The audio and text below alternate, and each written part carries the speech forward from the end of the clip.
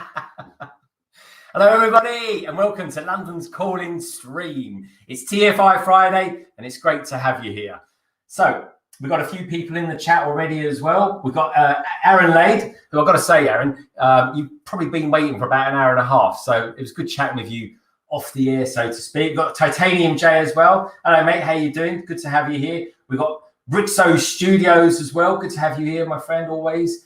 And one or two others. MJ Bricks, good to have you here as well, MJ. We've got a nice, healthy few people there in the chat. It's good to have you here. Hope you like the new logo. This is London Calling number 5. Where's it all going, eh? And it seems like last week I was doing 1. But anyway, I'll be back to the chat in a moment. So as always, you guys always know that this is very much a community-based live stream, and tonight we're all going to be talking about all things, including our love of Lego, life, and having a few laughs along the way as well. And of course, along the way, as per normal, I'm joined by just a few guests as well, and a few special guests. So coming in as a fellow Brit here, near to me in London. He's not quite in London. He's just outside London, but he's a fellow Brit YouTuber as well. Ladies and gentlemen, I give you Solo Brick Builder. Hey, Solo.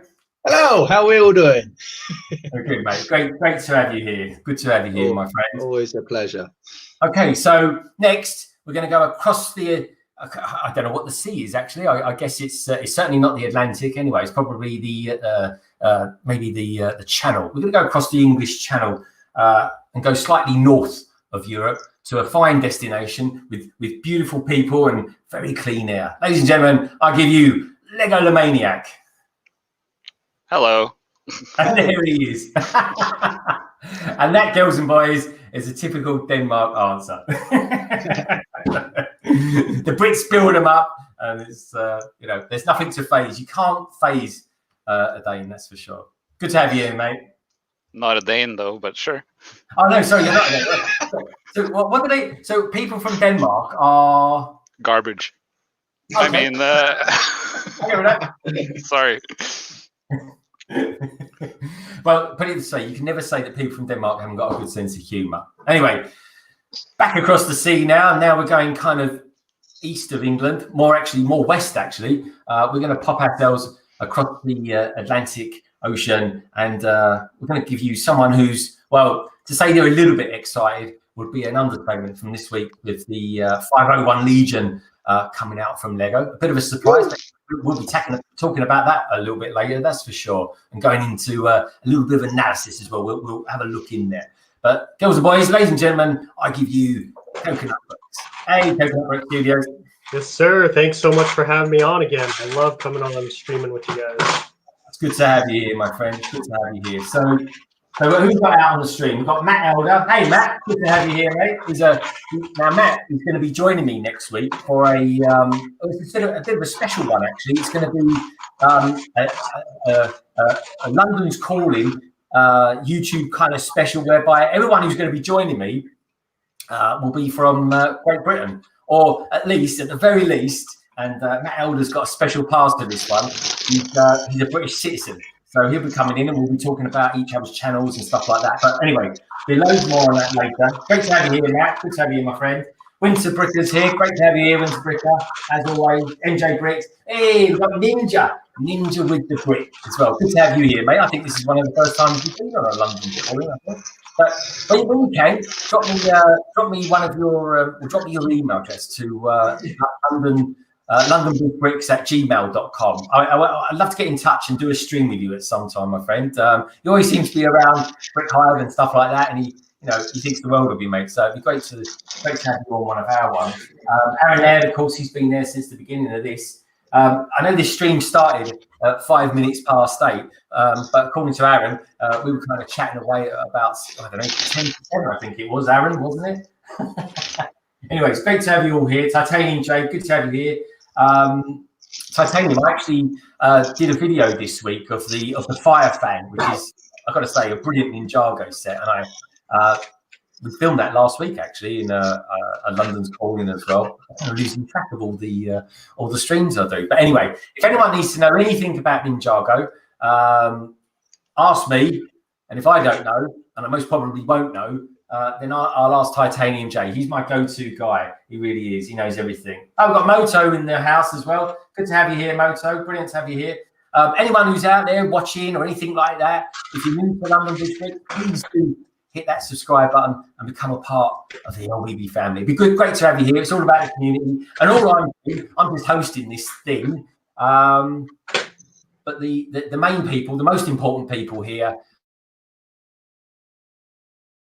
because you keep us on our toes, and my friends that I've got here as well. So let's beam in. I'm going to start clockwise round, and we'll take a look and we'll see who's building what. So I'm going to go to a solo layout, and it only makes sense that I suppose we start with Solo Brick Builder himself. So Solo, what are you up to tonight, my friend? Well, we're going through one of my on-box, I say, but one that I was going to keep sealed, but decided to open up. I'm going to be building the colour shuttle. I have no doubt that I'm not going to get this finished on the stream at all, because I've just seen how many bags there are. So we'll get what I can get done. So that's a big step. Break the old knuckles, and I'll knuckle down and try and concentrate on this and talk to you guys at the same time. I'm rubbish at multitasking, so it's not going to happen, unfortunately. So this ain't going to get built. Well, if you're anything like me, my friend, I'm just as bad, if not worse, in fact. There's an argument.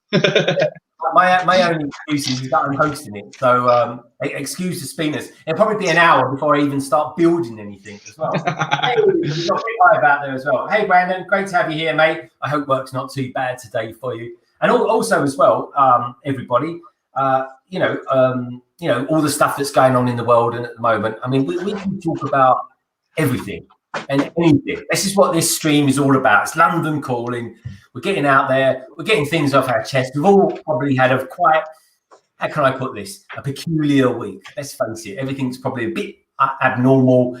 And if you want to get anything off your chest, within reason, of course, we try and keep it family friendly, then let us know. But I mean, we've got stuff that's come up this week. We've got the 501 Legion. That's a big deal, isn't it? We've got the Star Wars helmets that came out a couple of weeks ago. We've got Mario. How do you feel about that? We've got the collectible minifigures Series 20 as well. We've got that kind of banging around. We've got maybe some Ninjago sets as well. Titanium, we've got any news on Ninjago sets?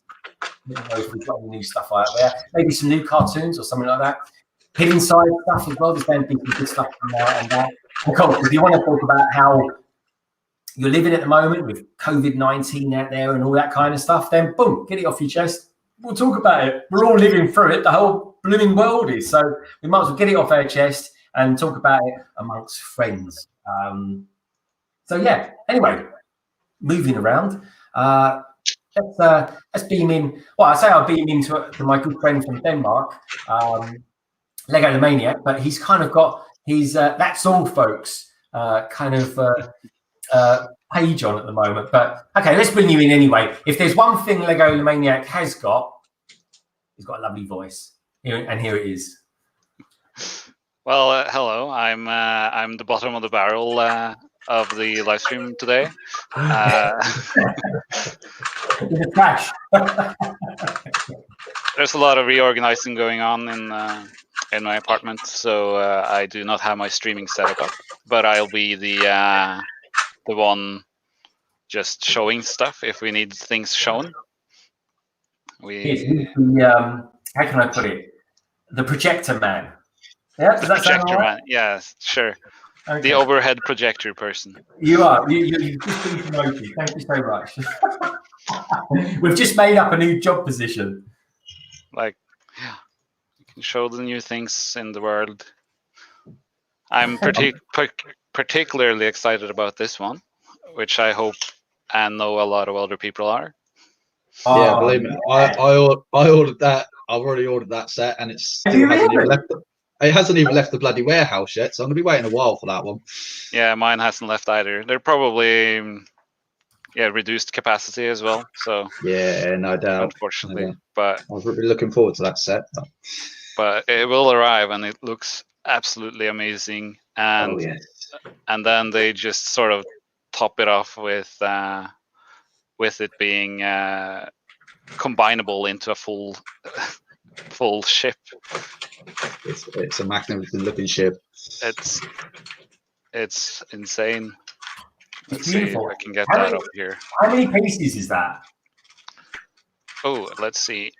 It's got to be over 3,000. It's got to be over 3,000, isn't it? No, 4,000. they don't Oh. make ideas that are over 3,000 pieces. Oh, right, yeah. So So this okay. is 2,500 or something, I think it was. Okay, that's cool. That's very cool. Yeah, and that's not an alternative build or anything. The actual set combines into this ship. So you build the set once, and then you can just take apart the Barracuda Bay and put it together into a ship. It's such a phenomenally good design. But a fun fact is that that's not the first time they've done that. No, it's a throwback set, isn't it? Yeah, this is a remake of a sort of retro one, isn't it? Well, Yeah. the ship itself has a design after the old Barracuda ship from like the 80s or 90s. But there is one. Let's see if I can find it. Yeah, here. See, that's why I'm surprised they made it as an idea set, because it is a throwback set. Yeah, but they sort of combined it. Yeah. Which It's is more the bay is the idea set, isn't it? Breaking it all up is more the ideas kind of thing, but the actual ship is. Yeah, but here's the thing, though, right? And this is the thing that I'm a little bit worried about when it comes to Lego ideas. And what do you lot out there think about this as well? So someone comes up with a design and they say, yeah, we're going to make your one. But then they change it so much, it's nothing like the original. So I can see what they did. But what they was, they thought, we'll add it as well to this other thing that we used to have years ago. And I'm not saying they've done a bad job. I think they've done a great job. But it's a bit like, what was the set? The dinosaur set. Solo, you built that one, right? Yeah, it's back there. Yeah. Well, a brilliant set, but it ain't nothing like the original. I think, in my own opinion, I think the one that Lego designed is better than the one that the matey designed. So don't get me wrong, the guy designed five of them, and we only got 3. But I think when building it, believe me, 3 is enough. In all honesty, it's because it's all white. Yeah, and you're looking through all these white pieces. There's no room for any colours because obviously the whole thing is hollow. The T-Rex took the most amount of time to build. I've got a question for you. When you built it, because it was a speed build, yeah, you did a speed build for it. I think I did, yeah. Did you do it with a white background? No, I took that white background down because you couldn't see anything. So when I started doing it, I'm looking at it in front of me, and I'm there going, and then I looked on the camera, I was like, I can't see anything. So I had to dismantle the entire set again, take the white background down again, and rebuild it all again.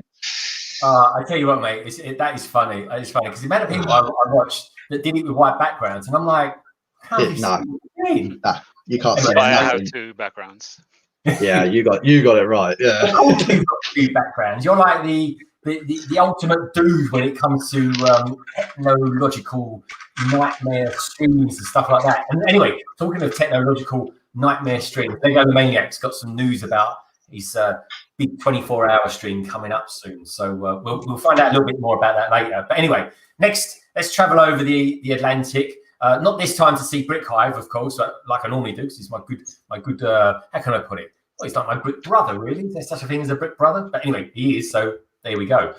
Anyway, so let's have a look. Let's chat in and see what Mr. Coconut Brick Studios is up to. Well, today I've got a couple things going on. Right now I'm remodeling these old AV7 anti-vehicle cannons. I built these back when I was like 13, and I've just had them kind of stored away, and I wanted to start using them in mocks, but I pulled them out and I just felt like they weren't very accurate to how they look in the TV show. So I'm kind of in the process of trimming some fat and making them look pretty again, as well as just making them look more accurate. And then if I get through that, which it'll be surprising if I do, because I'm kind of slow when it comes to remodeling, I've got a bunch of new parts that just came in today for my next mock that need to be parted and sorted out. So luckily I've got plenty of stuff to do this time.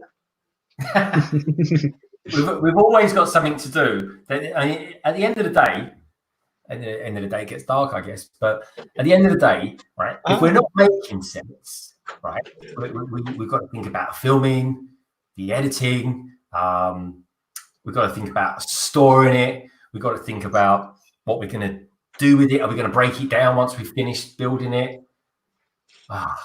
It's not easy. It never ends. And somebody does a stream as well, and it's called Aaron Ed says, bye, LBB and Brick Hive. Aaron, now we're getting going. You're off. Anyway, mate, good to see you. Good to have a chat earlier on as well. I enjoyed that. That was good. Yeah, come back whenever you can. We've got Butt Chop in the house. Butt Chop, tell your boss to get himself on this stream, right? Get him in the chat, and we'll put him right, and we'll let you get home and jump in the stream as well. Because let's face it, it's miles more important than work. Come on. Anyway, great to have you here, Butt Chop. Anyway, and like everyone out there who's out there in the chat and everything like that, I really appreciate you being here, guys and girls. It's great to have you here and just sharing this crazy world experience with you lot at the moment. It's fantastic. So who else got going on in the chat there? We've got MJ Bricks, 1989. I never had the Black Seas Barracuda. Yeah, 1989. There's a year, isn't it? That's the year we got the new Batman with Michael Keaton, and of course up there I've got kind of 3/4 build anyway. Is the 1989 Batmobile, which I love. But I kind of, in a funny way, I don't want to finish it. But we've got an Easter weekend coming up soon, and I think, I don't know, I might just finish it off there. I haven't filmed it or anything like that. It'll never go out. But anyway, if anyone wants to see a really good, how can I put it, an unnaturally loving review and speed build of it, tune into Brick Hive's channel. He's done one, and it's fantastic. And you just see how big it is. So he kind of starts out the video kind of stroking it, and you know, it might strike me a bit hard, but I tell you what, I can feel his love for that, because last year, by absolute mile, that was the best set in my opinion that Lego came out with. But anyway, that was last year. Let's talk about this year. And one of my favourite sets that definitely came out last year, because of all the excitement around the movie and stuff like that, was, of course, the recoloured, shall we call it, shuttle for Kylo Ren's. Let's have a look and let's see how many bags Solo's done already. Yeah, you'll be disappointed. I've only got one, and I'm not even. That's all I've done. But this is the thing, right? This is the thing, right? So there's a cloth piece for Kylo Ren, right? I got two. I got two cloth pieces for Kylo Ren. Oh, I never had that before. I never had that before. But yeah, I've got two cloth pieces. Was it two in the same cardboard box? Yeah, or two in the same that cardboard one? boxes. Yeah, two in the same cardboard box. I never had that done. I feel honoured. I think I've seen that before. Nah. I've had a couple of bricks missing before now out of Lego sets. Oh yeah, that does happen, doesn't it? Yeah, but lucky enough, I've got plenty of bits that I could just salvage bits and bobs from. So that's it. And if you ever need the piece, of course you can. It looks like you've got a little helper behind you as well that can grab them for you. yeah, yeah. Yeah, let's not go there. Right, anyway, I'm gonna actually try and start building something now. We've got 8 people in the chat. It's great to have you here. Any questions, anyone? Fire them at us. We can talk about. We can go in any direction you want to go in, as long as it's family friendly, shall we say? Let's do that. We'll be streaming tonight for 2, maybe 3 hours, something around that. We'll kind of see how good I'm going until the coffee starts flagging, or I start flagging for the lack of coffee. Yeah, that pirate set I think is absolutely stonking. I really do. And also as well, I kind of thought that, you know, when the collectible minifigures Sim 20 was announced, I kind of felt there's like a little seed in there. I suppose it's easier to look back in hindsight at these things, but there was a pirate in there. Wasn't it? Like a female pirate, a lady pirate. I don't know what you call them, but anyway, I thought that was a bit of a nod to what was coming. Oh. Yeah, I don't know. I mean, I've heard whispers before now that the Barracuda set was coming out, and obviously I wasn't old enough to get the original Barracuda set, so So I'm really glad now that I've actually get a second opportunity now to buy it, and I'm not missing out on it. Because I haven't been at work, I managed to actually stay up really late, like a little naughty boy. Bought it at 12 o'clock on when they released it. Did you really? Yeah. I wanted that set, so stayed up. When are you getting it? I ordered it April 1st, so it should be sometime. Well, the way everything's going, we'll say sometime Christmas time. I'm guessing the way everything's going at the moment. So Christmas time. yeah, but yeah, I'm hoping sometime soon, because that was my plan. I thought if I order it then I could actually put it up there on the table and then do an actual live unboxing for you guys. But it didn't happen, so I was a bit gutted on that. But well, there's always next Saturday, my friend, 5 o'clock next Saturday, folks. I'll be like 6, and we'll be doing a British YouTube stream. So trying to accumulate as many Brits as we can at the moment. So, my wallet's taking a pounding. Yeah, they're out there. We're all out there somewhere. It's just a case of getting them all together in one place if we can. So yeah. But anyway, talking of pirates, and it looks like we've got some pirates and Vikings on the go over there at Lego Maniac. So let's beam over to Lego Maniac land and take a look at these pictures then. Yeah, so funny you mentioned the pirate from the CMF series, because the hat the pirate lady is wearing is a new element, and it will come in this set, but it will also be in the Barracuda set. So there is definitely some sort of collaboration going on, when designing sets and looking at which pieces are going to be used. So exactly the same when the Steamboat Willie set came out.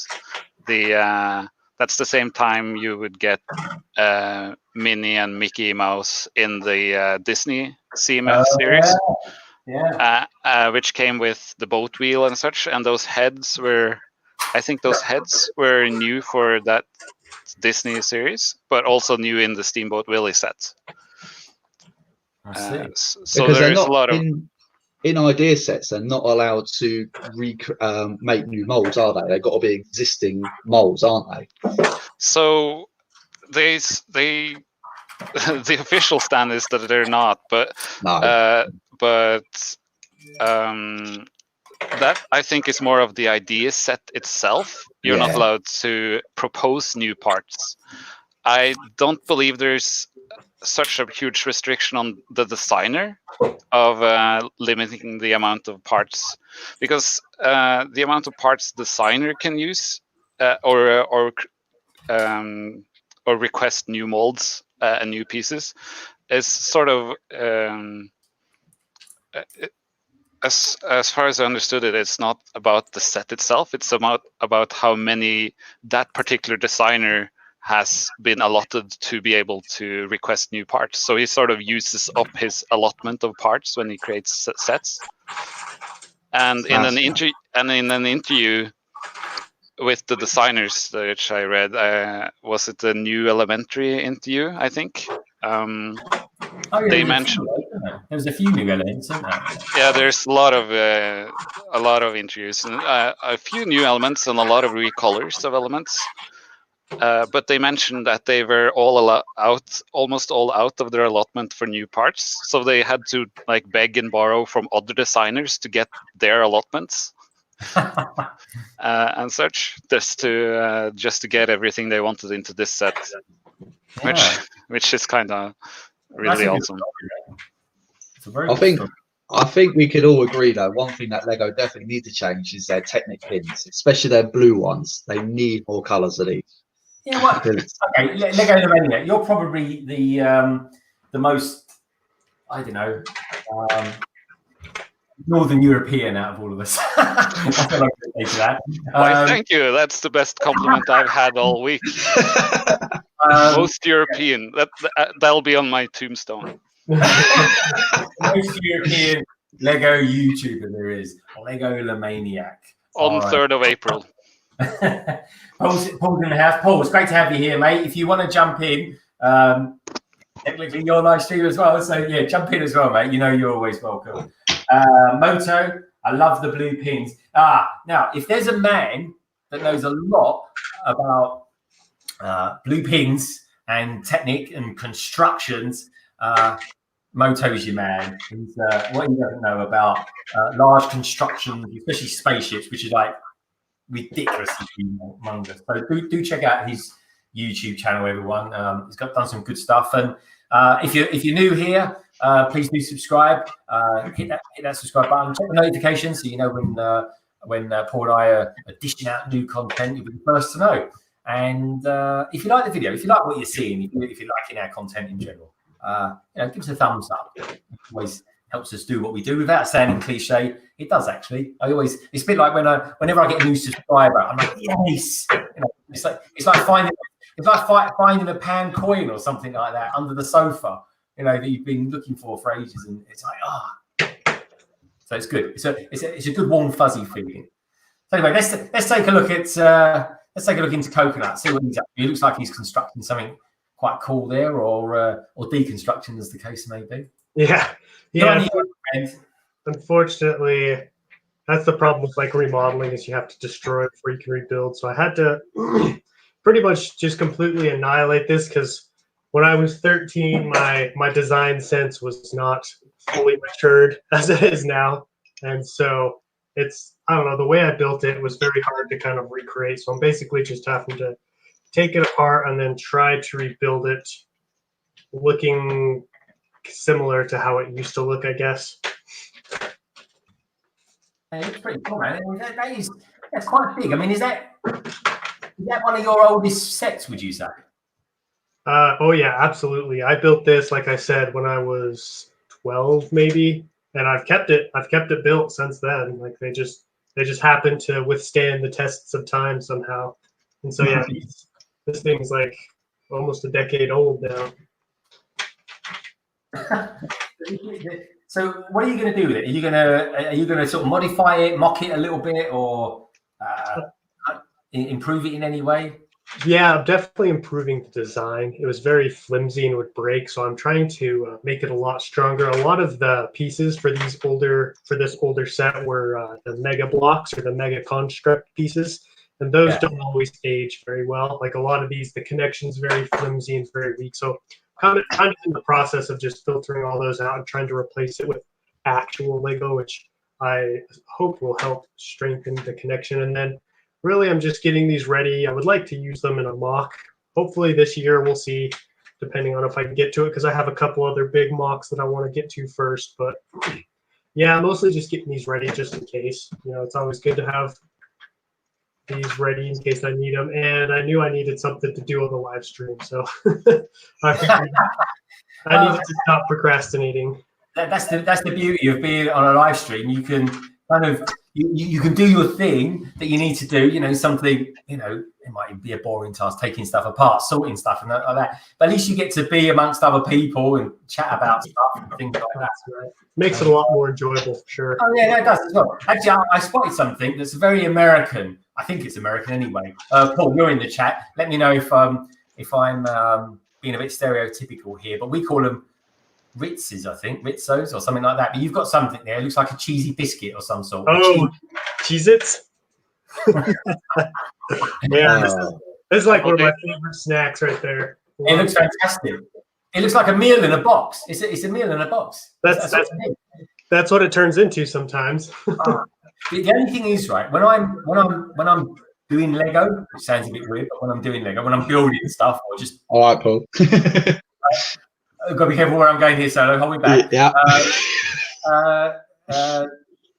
I can't do it with dirty hands. I can't do it with greasy fingers. I have to constantly wipe my fingers.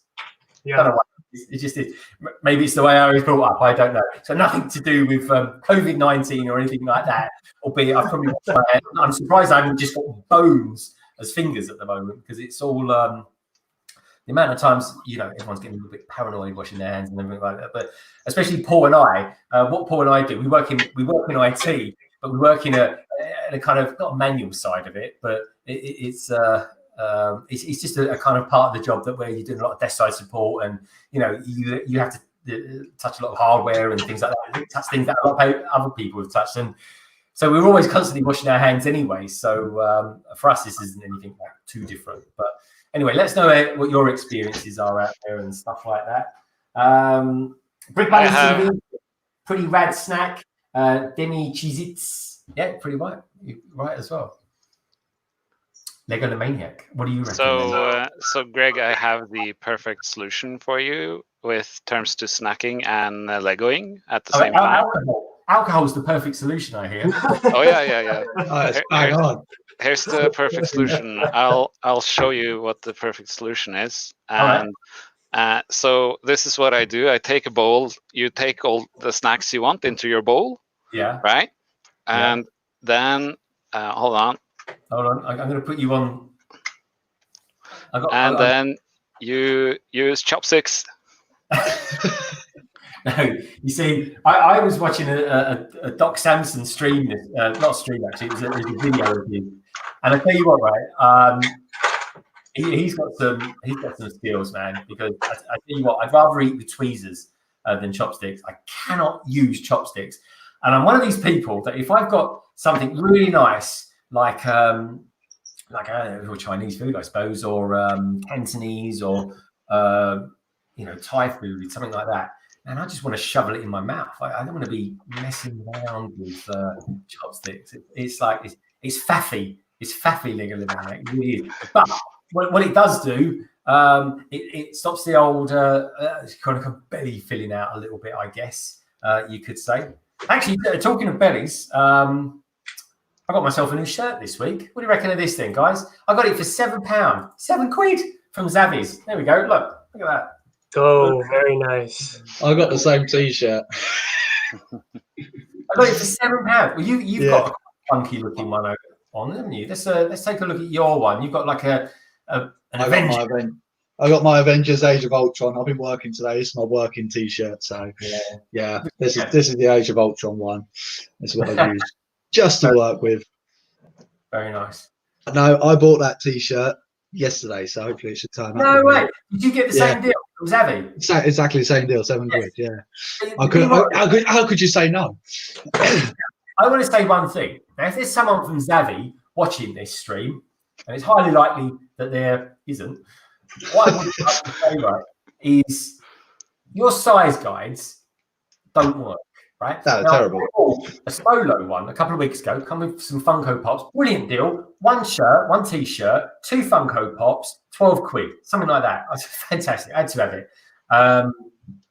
Anyway, so size-wise, I'm a large. I always go for large because it's just nice and comfy, and it's kind of. Anyway, it came. I'm not joking. Right? It must have shrunk in the post or something like that. It's so tight, right? I can barely breathe in it. Right? If you put it on, right, people are going to think that you've got a COVID-19 or something like that, because you're going to be like, you're going to have problems breathing. So that was the Solo shirt that I got. I still like the shirt anyway. I'm going to keep it. I'll dye it down and I'll fit it that way.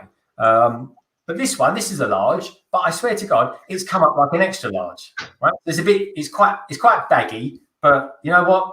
I quite like it as well. I don't really like it. I'm kind of chilled out in it. Does anyone else ever have that with Zavi as well? I get it all the time with them. Anyway, so what's going on in the chat, folks? We've got Brixo Studio saying, love that shirt. I bought a Han Solo one from Zavi. Yeah, Brixo, I wonder if you got the same one as me. Did you have a problem with the size guide? I don't know. Maybe it's just me. I don't know. Michael Kanamuto, he says, if you order from Asia, increase the size. Yeah, I get you on that. Now, I love super dry stuff. And whenever I buy, I go the medium. It normally fits me. And if I buy it from Superdry, which has got a lot of influence from Asia, I always have to go for the size up. Butchup says, not a big deal, but I am 8 years sober today. Hey, Butchup. Well done, mate. 8 years sober. That's a big enough deal to mention it, at least. That is a massive deal, mate. Congratulations, mate. 8 years sober today. Well done, my friend. That's brilliant. Butchup. Go catch up to me soon. Yeah, I don't know. Let's do another 24-hour stream. That will put that to the test, my friend. I tell you. Everyone congratulate Butchup. That is a brilliant milestone, my friend. It really is. So congratulations, and keep it up. Keep up the good work. It's a real life positive thing. And yeah, good on you, mate. I'm proud of you. I really am. MJ Brick says we'll make it a big deal in 2021. Much shot. Congratulations, though. Yeah, definitely. You're only 2 years out, mate, and it'll be a decade. Great stuff. Oh, that's some of the best news we've had today. Other than, of course, it's a Friday, which is always great. We love a Friday. I can't even tell what day it is anymore, to be honest with you. So I know. But that's the voice of someone who's in isolation. Mind numbing. Absolutely mind numbing. I don't know if you guys tell me in the chat what you think as well, because I'm kind of constantly working from home at the moment, and the funny thing is, it's Friday, and I tell you what, at 5:30, and I mean 5:30 on the dot, boom, I was logged out, bang, it's the weekend, and you know what? I got that little buzz that you get because it's the weekend. I've still got it, even though I've been at home for probably 6 weeks now. I think 6.5 weeks. I've literally left my house 5 times in the last 6 weeks because I had a recent hip hop, which means I wasn't particularly mobile. But I'm okay now. I've just got to get up every now and then to stretch it out and stuff like that. And it's all healing and everything's fine and there's no problem with it. So yeah. So when it comes to the time when I'm going back to work, of course everyone's working from home. So anyway, I'm venturing out into London next Tuesday, so that should be fun. And so I'll be picking up some work that Paul's been doing as well. So it's going to be all fun and games. And as Paul in the chat will tell you, it's going to be bloody full on as well. But hey ho, that's the way it goes. It's just nice to be able to get out there and do something. But yeah, please do share your experiences if you want to, and let us know what t-shirts you've bought and what t-shirts you'd recommend and where you buy them from as well. Even if you're based in America, it doesn't matter. Just let us know. Buckchop says, I love the song Friday by Becca Black. I'll have to look that up one day, my friend. If I can at the end, I'll come back to the video and overdub it with some of that music as well. Carl Vic Bricks, he says, Bricks was hoping to have a Lego e-gift card and make a Barracuda Bay much more affordable, but it's already back ordered now. It's already back ordered. Did you manage to get it in time before it went to back order, Solo? Yeah, I done it on the day, so yeah, I managed to get it done dusted that day. 12 o'clock, April 1st, boom, got my order in. So it didn't come up with anything back order. If they did, I've had no email back to say that it's all on back order. So hopefully, fingers crossed. I tell you what, folks, I had a bit of luck today because. And Kevin, you Moto, you make a good point there, and just hold that thought, Moto, because I'll be coming back to that in just a tick. So, I ordered from Lego the what was it called? The Razor Crest. You know, it's the one that everyone wants. It's this dude's spaceship, right? So I ordered it, and it says it was in stock, no problem, like. And then within about 4 hours or something like that, I then got an email saying, "Oh, I'm really sorry." But it's on back order now, so you're going to have to wait like 5 days for it. And I was like, oh, bloody hell. So anyway, so I gave them a call, and they were really good. And they basically said to me, Solo, that they're going to instead of it being like take a few days or so to receive the delivery of it, they're going to do next day delivery for me. So with a bit of luck, on about September the 5th, I'll do a stream because why not? And we'll build it all together. And if there's anyone else out there that wants to sort of build it all together, the Razor Crest, let me know, because it'd be pretty cool to have everyone in there. Now, over to a point that Moto's making, saying Hinkle designs are good for shirts. Now, I tell you something else that Hinkle designs is good for, and that's a really good friend of the channel, Kevin Hinkle. Look out for his channel. It's called Mr Hinkle Draws. So he does a live stream every Friday in UK. It's early afternoon. It's about 1 o'clock or something like that. Now he actually drew for me the logo that you see in the top right hand corner of your YouTube page at the moment. And he drew that. He drew it last week, and I asked him, I probably requested on live stream. I said, "Can you draw me an ATAT that's crashing down that looks like it's been taken out by a snow speeder?" And sure as hell, it took him about 5 minutes. But do check out Mr. Hinkle Draws. He does great graphics, great artwork. He's a really nice guy, knows everything there is to know about Lego. And yeah, just get yourselves over there and check him out. And thank you, Mr. Hinkle, for doing that art piece for me, mate. It's as we say in the UK. Top dog. So Butchop says, I'm wearing a very high visibility neon green t-shirt. How comes you're having to wear that, Butchop? Tell us all about that. Oh, I don't miss those. But as an engineer, that's what I always had to wear is fluorescent green jacket. It used to be orange because I used to work on the railway, but that changed. Okay. In a particular service, you have to wear that colour. So MJ, not everyone, Greg. What's that for, MJ? I probably mentioned something. Not everyone's producing something.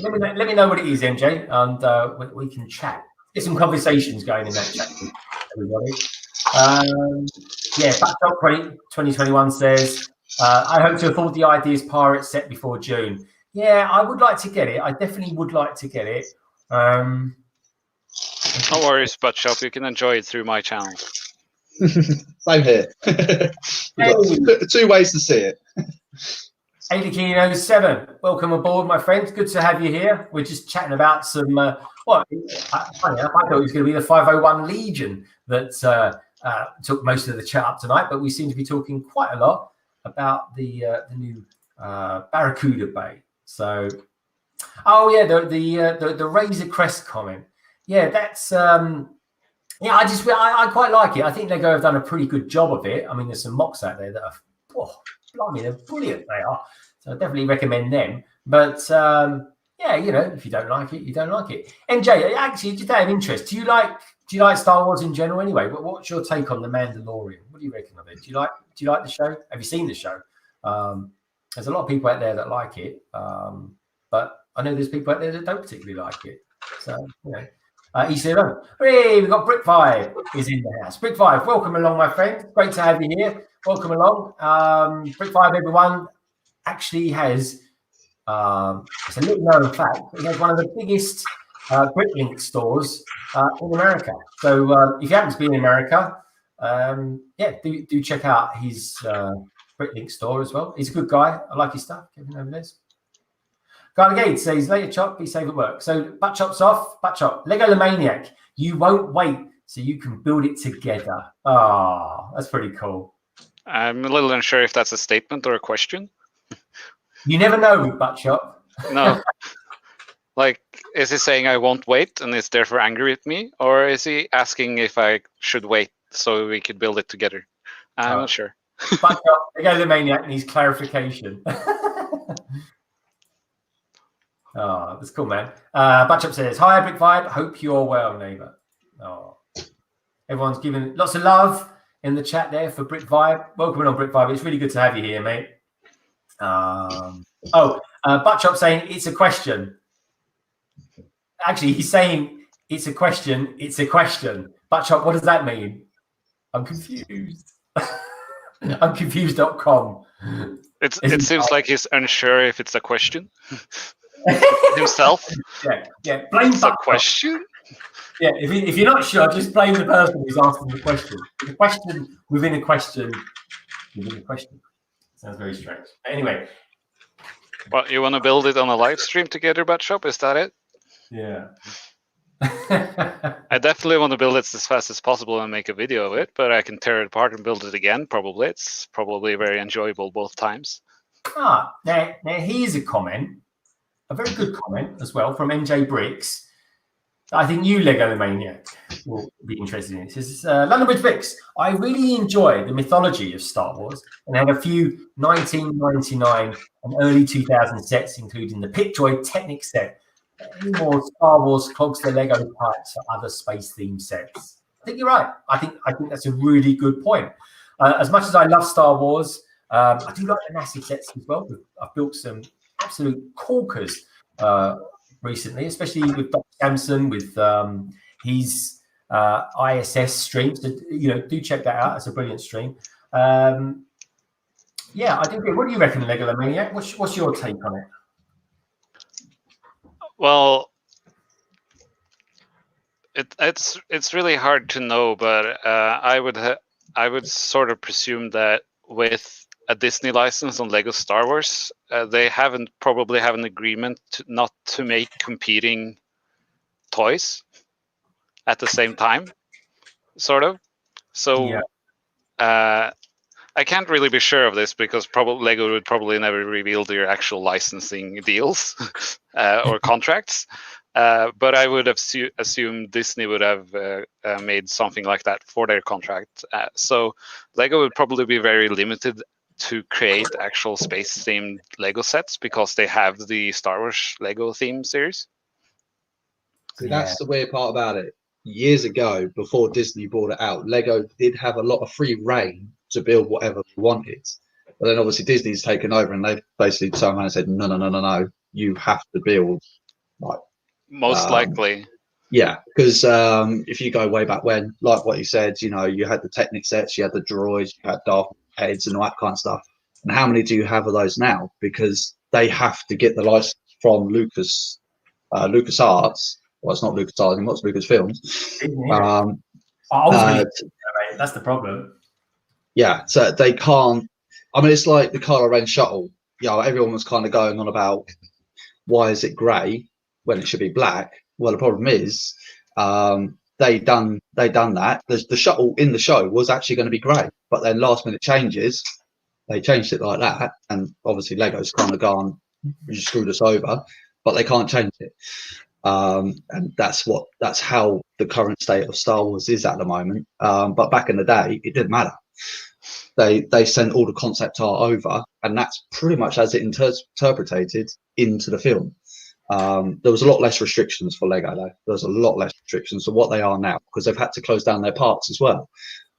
So if you go to Legolands, you can't go to Star Wars World anymore because it's Disney. Yeah, obviously they want it in their parks and sold in their parks. Them all out, haven't they? Which I thought was a bit mean, to be honest. It was mean, but the thing is though, because Lego's contract is always on a roll, it's a rolling contract. Yeah, it is mean, but the thing is though, it's a direct competitor to their parks. That's what they've done. What they've had to do, basically, had to shut them down, or they lose the contracts, which they nearly did, but due to contrary belief. Because I've got a good friend who works in Lego in Slough, believe it or not. Yeah, they said that they had to shut the parks down or you lose the contracts. Well, Star Wars is a big thing for them, so they decided to shut the parks down, which cost them billions. But there you go. So, sorry. Yeah, go on. Yeah, Moto has a great question. He's asking, the city theme has great space sets last year. For example, the Mission to Mars. But there would be a clear, distinct difference between real space and fantasy space or sci-fi space. Weren't they based? They were based on like concepts of NASA stuff, weren't they? Quite real. Yeah, exactly. So Mission to Mars and the space station and space shuttles and the Lego ID's rocket, all of them are more or less based on real space, while a fantasy or imaginary or sci-fi space series is what the Star Wars license is limiting. And also the Family Bricks also mentions a good point is that if you spend a boatload of money on the actual Star Wars license, why would you make competing themes for it? So I think Lego probably would make more space-themed sci-fi sets if they could. That's just my belief. I base it on nothing. Well, Lego's done Lego's city space stuff for a while now, haven't they? They just kind of I suppose they switch it all up, don't they? They go from firefighter to police to space, and then it kind of comes back round again, don't they? That's the way I see it anyway. But I'm just trying to see if I got one of my space sets around here, but I don't. No, off shop.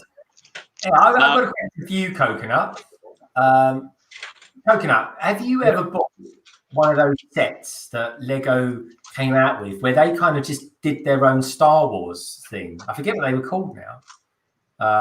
But there was a brand that Star Wars Tales or something like that they called it. I can't remember what it was. Yeah, the Yoda Chronicles, didn't you? Yeah, they did Yoda Chronicles, but after that they came out with something else. They came out with like a spaceship that was it was fueled by what are they called? Kyber crystals. Does anyone remember that? Does anyone out there in the chat remember that? The ship that came out, it was almost like it was a small sort of diamond shape. I ship. know the one that you're on about. Yeah, it's a horrible set. Yeah, but what's it called? Freemakers. Freemakers. Freemakers. That's it. Yeah. Oh, Freemakers. What was that all about? That was like rubbish. to do what they like. So, I mean, what was all that about? Did anyone out there like it? I'm getting the general opinion from the people here that they didn't, because I'm just not into buying stuff that's not canon. I don't see the point. Well, you see, this was the thing. Years ago, they'd actually done one, the Yoda Chronicles, and they actually had it Jack 4-2, I think it was, and they actually made a really quite nice ship, which George Lucas actually liked, which then turned into the Jedi the Headhunter. Really nice looking ship. It was black. It's great. If you can get hold of the set, it's a really nice set, but I think it goes for quite a lot of money now. I can't remember. I know his name's Jack, JEC, I believe it is. Yeah, it's a really nice set. It's nice black, nice and sleek. It's really nice. The one thing I love is the sleek ship. So you've got the ship that you're working on at the moment. Looks fantastic, especially with the red accents as well. I think that looks fantastic. And what's the other set that I like? Oh, I know a good one as well. Kylo Ren's TIE Silencer, I think it was called. You can't see it, but over there in my back there, yeah. Oh, just out of interest, let's have a look. What is over your shoulder, Solo? Let's have a look over. You won't be able to see a great deal of them, but you got the Porsche there. Darth Vader's castle is up there. Yeah, Darth Vader's castle. That one there's got my custom lights in that one. Yeah, don't do it. Love it. So you got the dinosaur set, the friend sets, the resistance Y-wing. Unfortunately, my main Y-wing is actually broken. Then you got the Sith Silencer, which you can't quite see on the lower middle shelf there, and the 20th anniversary ones. And then it kind of, as you might be able to see, you've got shelves extended down here, and then off camera. Yeah, it's I could give you. You might be able to see a little bit of it. So it kind of continues on rounds, and then down to here. So is it the Tantu 4 or Tantu 5? Yeah, the Tantu 4 is up there. Yeah, I love that set. That is that the most recent one as well? That's the recent one. I got the first one they done up in the loft, which is a very bristle set. It's yeah. So the brick cat has just realised that I am London Bridge Brick, so I'm kind of a massive part of London Bridge Brick. So yeah, the brick cat, great to have you here. You know, please do subscribe and become a part of the LBB family. It's good to have you here. Yeah, it's my stream. I've got to say though, my stream does look a little bit different to how it normally looks because well, I've actually bought a month's worth of subscription, so that's why we've got these nice Lego designs in the background, which I'm going to be using from time to time anyway. So in the background tomorrow, I'm doing a transatlantic live stream with my good friend Brick Hive, and we're going to be. I'll probably use a different background, but all that is, by the way, folks, all these pictures is. If I just quickly remove myself.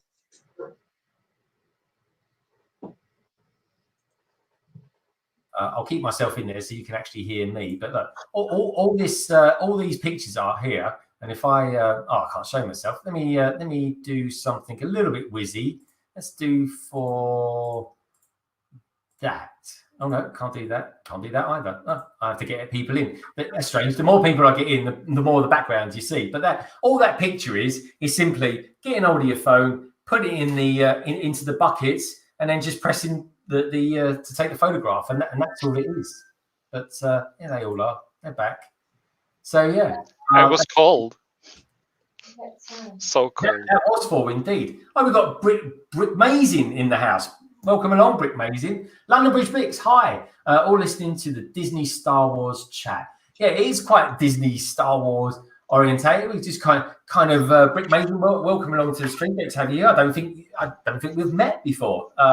Please do like, subscribe, or if you want to hang around and if you like what you see, become a part of the LBB family. I keep saying the LBB family, but it is true because we want it to be a kind of a community thing, especially at the moment with the world in its how can I put it, in the phase that it's in at the moment, and we're trying to sort of we've got this love for Lego life, and in the stream, come along and we'll have some laughs along the way as well. So yeah, it's just great to have you here, Brick Mason. Whereabouts are you from? Are you UK, European, or American? Let's know roughly where you're from, anyway. No, it's impossible, Gad, to lose Lego Maniac. I'm here like a leech. He literally is a leech. He's just a voice in a picture. For all we know, it could be the Lego Maniac bot. Either way, he's there. He's like YouTube's answer to Ultron. YouTube's answer to the Turing test. So MJ Brick says that's a good term. That's a good term, London Bridge Bricks. It's a phase. I think it is a phase. I think this whole thing is a phase. I mean, that said, it's. I don't say that lightly. I think it's a blip in history. I think, God, we're going to learn a lot from this. That's for sure. And I do hope, MJ, that at the end of all this, the world is a better place as well for it. Because I think, especially in Great Britain, in England, especially Scotland, Wales, Ireland, Northern Ireland, all that lot, all around the UK, there's a really, what I feel anyway, is a really good community spirit that's kind of pushing through. And last night we all did this. Did you do it as well, so the clap at 8 o'clock? Yeah, I done it live on the stream. Yeah, went out, done the clap, salute the NHS. That's what we love. And we did this clap last night. Everyone will all come out of our houses, especially at this end of the road anyway, where I live. And it's normally quite a sort of quiet suburban kind of place. And everyone's out there cheering, clapping for all key workers, teachers, frontline medical staff. And you know what? It wasn't even just for this country I was doing it for everyone in the world that, has to go out every day and put themselves in front of, the front line of fighting this coronavirus. And, I take my hat off to you. You guys are, modern day heroes and stuff like that, and it's brilliant. And from that, I love that people around the country, around the world, all show their appreciation for it as well, because it's important. It's for a lot of people that do that, especially carers. It can be a labour of love. So and what I love about all this, we've got Lego that kind of binds us, or as I suppose I should say, connects us all together. So it's important. I think it's important. So anyway, I'll stop rambling on a bit now. So Brick Mason says, London Bridge Bricks, it's fun to see the theme ideas. Let's bring that up. It's fun to see the Lego ideas come to life in fashion, even if it's not close to design. Brick Mason, we was having that exact conversation. We solo brick builder there, who's over on my left-hand side over here, we're in the big A. He's built the dinosaur set. The one, what is it actually called? It's the dinosaur fossils. Yeah, sorry, they're not even dinosaurs. They're not all dinosaurs. One of them's not actually a dinosaur. No, it's not. No, and not a lot of people know that. But anyway, he that design is nothing like what the designer did. I mean, the idea is there, but Solo, if I'm right in thinking, didn't they do? Maybe someone out there in the chat can put me right on this. Wasn't there quite a few people that came up with that idea originally anyway? And it was just that one that seemed to get through for some reason or other. Yeah, well, a lot of people that came up with that idea. There's a lot of them. But it just happened to be just the one dude that to get his approval for it. Yeah. So, but they were all different. A lot of them were different. So it's but yeah, he got it. He got what he wanted. So that is what it is, isn't it? Sorry. That is what it is, isn't it? It's Lego ideas. It's not we make your set. It is you give us an idea to make a set. So they take the idea and then continue to develop it into something that is actually a production worthy, or not production worthy, but have production or can be produced as an actual set. Well, it's not only that, also the public gets a big vote on it as well, don't they? Though. Yeah. I mean, the public gets the votes. Sets coming up. I mean, I hope the pizza delivery spaceship goes through. I think that's a really cool one. I was gutted that the Thunderbird set didn't get through. Oh, so was gutted. I Absolutely absolutely wanted that 100%. Because when Which I went one? to the Thunderbird set, Thunderbird 2, weren't it? Yeah, I'll see if I can bring it up. Actually, let's see. Lego ideas, Thunderbirds, Thunderbird. Oh, no. You're supposed to be building, Greg. I could do that. Yeah, do it. Come on, let's bring Lego the Maniac. Tell me when you're free, and then what I'll do is I can jump on and actually start building something for once. And girls and boys, I do apologise for not building a lot, but I'm trying to keep solo going. I'm trying to keep Lego the Maniac doing, because I mean, heaven knows what Lego the Maniac's doing, and there's Coconut as well, who's forever salty. Anyway, I think what I am doing, I've got to be honest, I've just had the most English thing you can possibly eat for dinner, which was fish and chips, right? It's a delicacy, believe it or not. And but Solo Coconut Bricks over here, he's got this packet of cheesy box over there, and I'm not joking, everyone. I got to say, it's tantalising. It's literally, I'm literally drooling, thinking that I want some cheesy biscuits or some cheesy crisps or something like that, or snacks of some sort. I'll send over a cheese sandwich for you. There it is. That's the one. Yeah. Right. Okay, I'm going to dive in and do a little bit of building, and I'll leave you to Lego the Maniac and the FAB Thunderbirds. Well, I don't really know much about it. I just brought out the picture. So Nice. I guess maybe Solo needs to talk about it. Well, this is the most amazing thing is because I actually went to a brick festival in Reading. Oh God, just before this pandemic really did start taking off, and there's an actual guy who's actually made all the Thunderbirds, so Thunderbird 1 to 6, isn't it? And they are absolutely phenomenal. I mean, they are ginormous. And Thunderbird 2, I think he said, how much did he say the Thunderbird 2 cost him? How much did he say Thunderbird 2 cost him? Oh, I've got that. I think it was about $4,000. He said to get all the pieces. This thing is a behemoth. I don't know whether I've got a picture of it on my laptop. I don't think I have. But yeah, it's. I mean, really, really beautiful sets. And I was really looking show forward. Was it? Thunderbirds. Yeah, So but where did you see it? Sorry. Lego set. Where did you see the Lego set? It was actually at a brick show that I went to a couple of weeks ago. It was Reading Brick Festival. Yeah, it was absolutely brilliant. Let's try and see if I can find the name of it. While you're doing that, I'm going to bring someone in because we have in the green room at the moment, ladies and gentlemen, one of my favorite Lego YouTubers is certainly unique, and I tell you what, he has got, especially looking at some of his videos this week, he has got some serious chopstick skills. Everyone, I give you Doc Sam. Doc. There he is. Hey, Yo, that's crazy talk. I don't have any chopstick skills. Con might have some other shit. Heck, I can't even pick up a fork. I mean, much less, try to operate some dang fork chopsticks or what have you. He doesn't have opposable thumbs. Not so loud, not so loud. But yeah, that's true. Sorry. It's true. So how things? You must have changed the clocks or some dang thing, because here I am, late. Yeah, I'm blaming the clocks. That's what I'm doing. I'm gonna blame the clocks. That dang Big Ben, it's all his fault. So we went from I think probably a 7-hour difference to an 8-hour difference. So we've gone forward in time. So whatever it is, we're an hour in front, and for the first few weeks or so, it completely it's like a mind meld. It's a mind. Okay, because I thought you guys were gonna fall back, because and all that or whatever, but apparently not. You spring ahead, just like we spring ahead.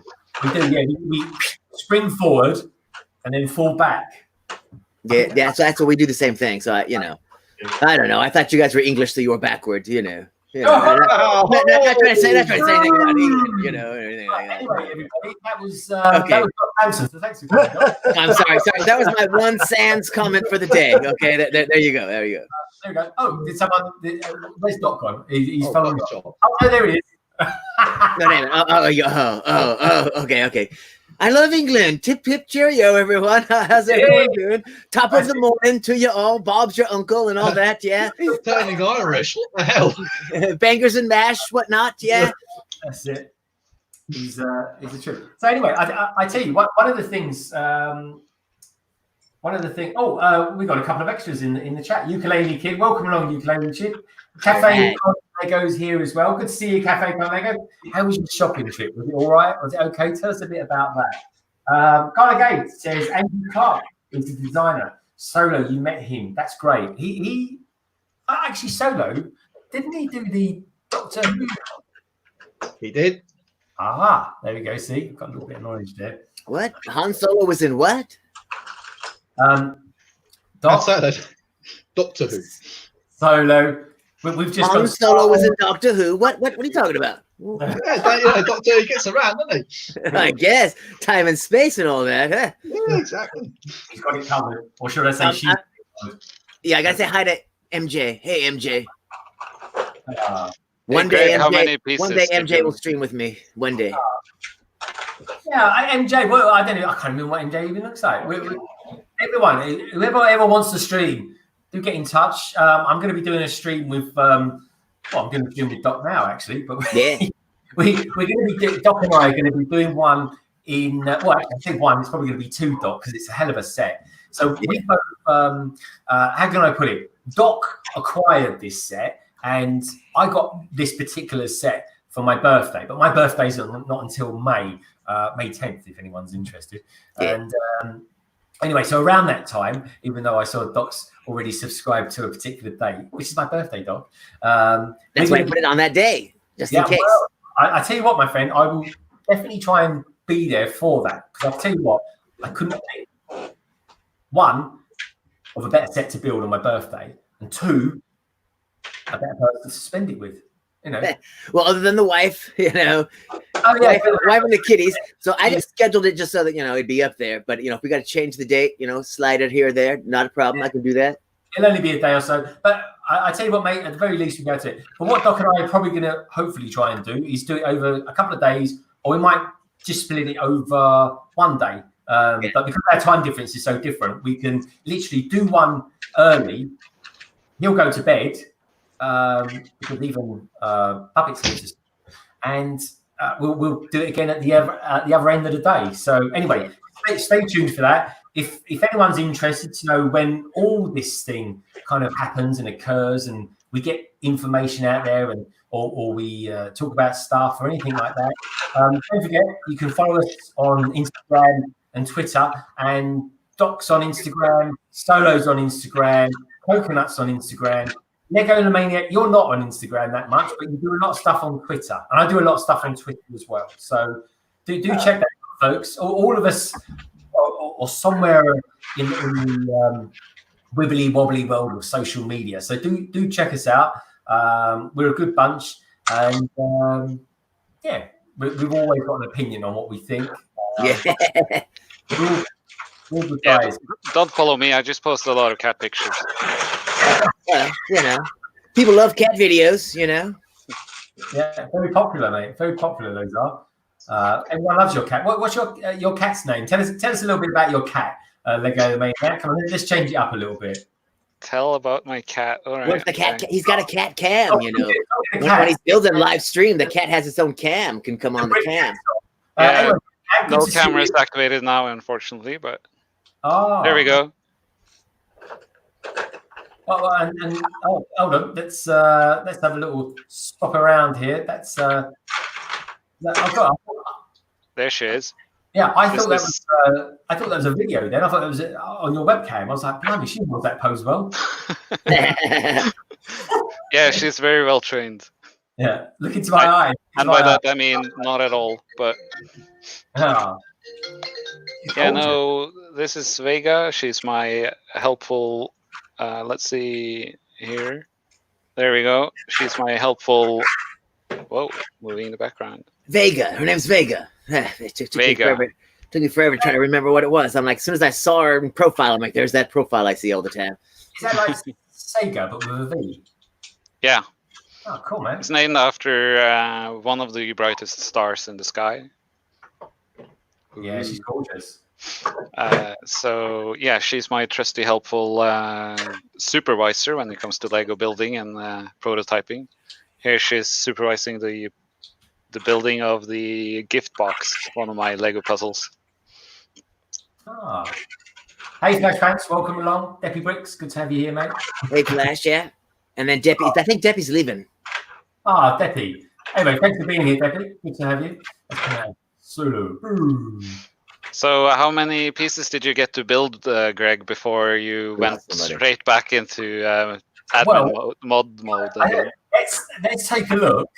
Let's take a look at the build cam, shall we? Let's see what's happened, girls and boys, in the build cam since I don't know, since about half an hour ago. There we go. Looks like not a thing. Yeah, not a thing. Did you take something apart? I did take something out of a box and laid it on there. Does that count? No, not really. No. I'm gonna have to try a little bit harder, I think. So let's change my cam back to here. So I'm gonna try Greg technique for my next time lapse. It's gonna be only pieces laying there for 2 hours, and then 2 of them moves. You know what I do, right? If you look at it long enough, they'll build themselves. Yeah, well, There you go. I don't know. He's just gonna shuffle them around a little bit on the desk, be like, all right, I moved them from the left side of the desk to the right side. Everybody, check that out. Look at that. Progress. Cafe Con Lego says, Greg, you are sorted. Cafe Con, you're completely right. They are sorted. I've got dark grey on one side. I've got light grey on the other side. Never sort by color. I know, and I knew he was going to say that. I completely walked into that one. I really did. But yeah,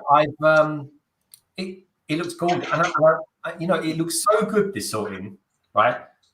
I don't know if I'm going to move it anymore. Nah, of course I will. Anyway, Doc? Enough of me and my shenanigans, as we say. What are you going to be building tonight? Are you building anything tonight, or are we? Well, it depends. How long is this train wreck going to roll? I mean, just kidding. I call it a train wreck. And hey, Coconut. And was that Paul? Was that Paul? That other person that was here earlier? Was that Paul? Oh no, that was Solo. Oh, Solo's back. Sorry, Solo. Here he is. Oh, so not Han Solo. You guys were talking about him. He was the one that was on Doctor Who. He was on Doctor Who. He doesn't look like any of the companions I recall. Yeah. I don't know. I think we'll be going. I think we'll be going. Half, something like that. I think we're going quite steadily, nicely at the moment. So how much? I'm sorry. How much longer? I reckon another hour and a half, maybe. Oh, okay. That might be enough time for my snail building skills to put something together. Well, actually, I got Con to do it. Yeah, I got a video I got to edit. Technically, I've got 2 videos to edit, but Okay, well, I tell you what, right? We should have a little discussion as well about what we're all doing, what's in the pipeline. Doc, I noticed this week, I think you've got Khan, your other half, to show off some neat cooking skills with using your Asian style knife. Yeah, I was doing an Asian style mukbang with my chopsticks. It was going to be, eating with Khan or chopsticks with Khan or some kind of thing. It was an April Fool's, it was April Fool's joke. It was good fun to watch. And you've got a new video out as well, Mark Bricks in Review number 3. Yeah.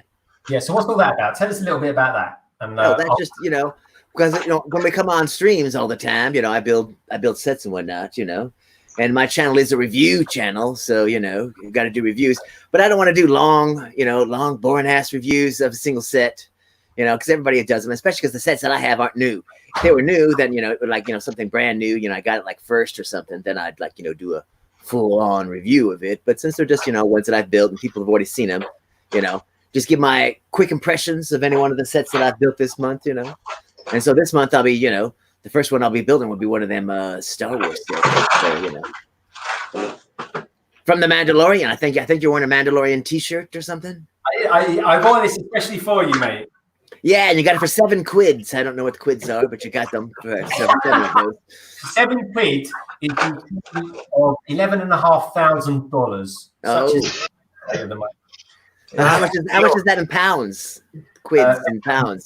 Pounds. Oh, so just a slang term for. Oh, okay. That's why we pay I don't know. Lego always seems so much cheaper than what America. Well, actually, I tell you what, who pays a lot? Canadians. Oh my God, what Canadians? Why do you guys have to pay so much money? It's crazy. Well, because I think their prices are based on American prices. So since the Canadian dollar is usually, Yeah. But sometimes, what was it like 2 years ago? The Canadian dollar was $1.25 or whatever, and Canadians were rubbing it in our face, going, "Check it out, we got this set for only $20. You pay $29.99 in America, you fools." A boot, So Cut the Craggle was in the house. Welcome along, Cut the Craggle. Good to have you here. Yeah. And we've also got Sans, Flash Pants and Sans as well. Sans says, no slag in the Christian Minecraft server. Sans, what does that mean? I know, a Christian Minecraft server. Oh, Lord. What is that? I love Sans. Sans is the most profound person I know. Very interesting young gentleman. Cut the Craggle's in the house. Brixo Studio. Cut the Craggle. Hey, Cut the Craggle. Yeah. Next week I'm going to be, as well as streaming with my good friend Solo, just down there. That's Mr. Solo. I'm also going to be streaming with Cut the Craggle. So we're going to do Doc next week. We're going to be doing, or rather, I'm going to be doing a London calling stream, just with UK-based British citizen. So yeah, it should be pretty cool. Yeah. So we'll watch out for that. But I'll also be streaming tomorrow, Doc, with Brandon. With Brandon tomorrow, and the transatlantic live stream. That's what it's called. Hey, I love it. It's one of my favorite streams. It really is. Even as I say myself. But yeah, if you think you can build the Mandalorian, then yeah, by all means do that set, my friend. It's a great one, especially with that. But I tell you what, I haven't done. I haven't actually even showed off what I have built of the AT-AT yet. I know there's 4 legs built, and part of that. I don't know what you would call it. The chassis, the body. Oh, it's a body, all right. Yeah, check this out then. I got it. I know someone built something of an AT&T, but there's no proof Greg built any of that. All he's got to do now is the cockpit, the head part. Yeah, look at that. How about that for an AT-AT? Oh, I better start building. Dang. Yeah. So, how well do those legs articulate? All right, actually. Let's try it, shall we? Let's see what happens. Let's see what it can do. Oh wow. Impressive. Yeah, that's something I'm always disappointed in the Star Wars. Whenever you see them, it's always like they're called all-terrain, whatever transport or whatever, but they always walk across flat ground. It's like I want to see them walking up and over hills, and other kinds of terrain and slogging through the swamps knee deep and whatever and still moving forward and whatnot in the movies. Just like, come on now. You mistranslated the acronym. It's asphalt terrain. Yeah, I think in the Mandalorian, I think there was an episode where it kind of goes through a kind of swamp or a forest. Oh, and then Endor. It was in Endor, wasn't it, as well? So that's cool. But yeah, But I want to be able to see it like you can clearly see one leg is higher than the other or whatever, so that it's actually traversing some serious terrain. It's not hindered by it in any way. Yeah, no, I know what you mean. But yeah, all right. Well, I'm going to crack on with this. There's a part or two. Yeah, you want an AT&T designed like the Boston Dynamics big dog robots running around being crazy. Exactly, showing off its skill, being like, yeah, this is why people are scared to crap when they see us. Yeah, they do backflips and such. Yeah. And I'm like, we'll just hide behind this hill over here. We're fine. Hey, Solo. No, man. How many of those 501st battle packs are you going to buy? I've already got an idea that I'm probably going to get about 5. I'm going to go for 5, but yeah, because I've got a nice collection of 501st already. So I want to try and build it up a bit more. Hopefully the Walker won't look too different to the other 501st Walker, but it does look quite different. So we'll see how well it stands out. Yeah, I've got 5 501st Walkers, so yeah, so I'm going to keep it that number.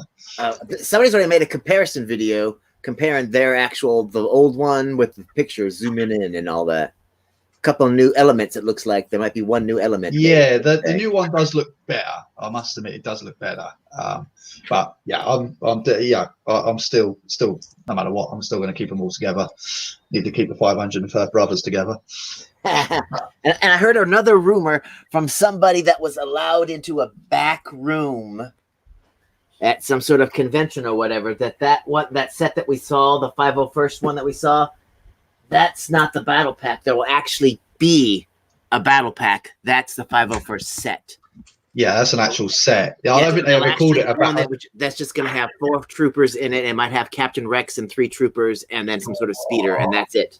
That is coming as well, supposedly, or, you know. Yeah, because generally battle packs is generally 4 figures and then this little tiny micro build that they put with it. This not a 125 piece walker with a couple of battle droids thrown in for good measure and a speeder. That's why it's $59 or whatever. A battle pack's supposed to be, 14, 19, 16, something like that. Nice and cheap and affordable. When I was watching, and an army builder set, you know what I mean? When I watched M&R Productions, and he was giving it was brilliant to watch because the guy was so excited. So I was really thrilled for him. Really. Never seen him happier myself. But he went. I've never seen anyone as happy as that before. Like a kid at Christmas. It was really good to watch. And anyone who hasn't seen it, pop over to after the stream, of course. Pop over to M&R Productions and see his. It was kind of a reaction video, wasn't it, Doc? On the and he is thrilled. You're never going to see anyone as thrilled as what he was. I expected him to pop champagne, to run out into his new car and do donuts in the parking lot, just to go YouTube crazy. Yeah, no, he was cool, man. And but there was that moment when he kind of was looking at it and he said, "Yeah, we got our battle pack," and he went, "But it's not a battle pack." I don't care anyway. I love it. I was chatting with Paul earlier on today, and he said we both said that is going to be a set that I will buy, but I will buy a lot of other ones of it as well because I think in years to come now that's going to be really, really collectible. I really do think that. Yeah, I was thinking the same thing as you, Greg. I'll probably only buy one and open it, but I would definitely like to get multiples of that one. I think it's really cool that they made it like a $40 set instead of just a battle pack. I like that. Yeah, I'm pleased with it as well. We get some of those annoying robots as well, the Roger robots. Roger. But yeah, that's cool. So Cut Cable says, I've been watching the Clone Wars. Yeah. I started a few years back, but was resisted it because I was such a fan of the original hand-drawn Clone Wars cartoon. But Cut the Craggle, he enjoyed it because I got to say, everyone, I genuinely think that the Clone Wars cartoon is good. And I've got to be honest, I wasn't anyway the biggest fan of the prequels. Right, I'm on board with the prequels now. I never was. I'm on board with it now, Doc. The only reason I'm on board with it now is simply down to one thing, and that is because of the Clone Wars cartoon. Look at that. Well, I had to have, you're going to have some giant walker. We got to have all of its little, scouty friends that can run around it. You're going to hate building that Mandalorian walker. This one here? Nah, yeah, that one. The 2-legged walker, that one. Yeah, the ATSD. The Mandalorian is all right to do. The problem is, is that you always try and do stickers in the live stream. Don't do stickers in the live stream. Yeah, and that has got a lot of stickers on it. A hell of a lot of stickers. Well, I love stickers because I'm used to putting together model cars. So to me, stickers are that's part of the build. Actually, fair enough. What I want to hear is just a thing. I want to know what Coconut Bricks thinks of this set that Lego Maniacs got up. What I do want to know, right, is what is the difference, right, between stickers and decals? Is there a difference? Are they the same thing?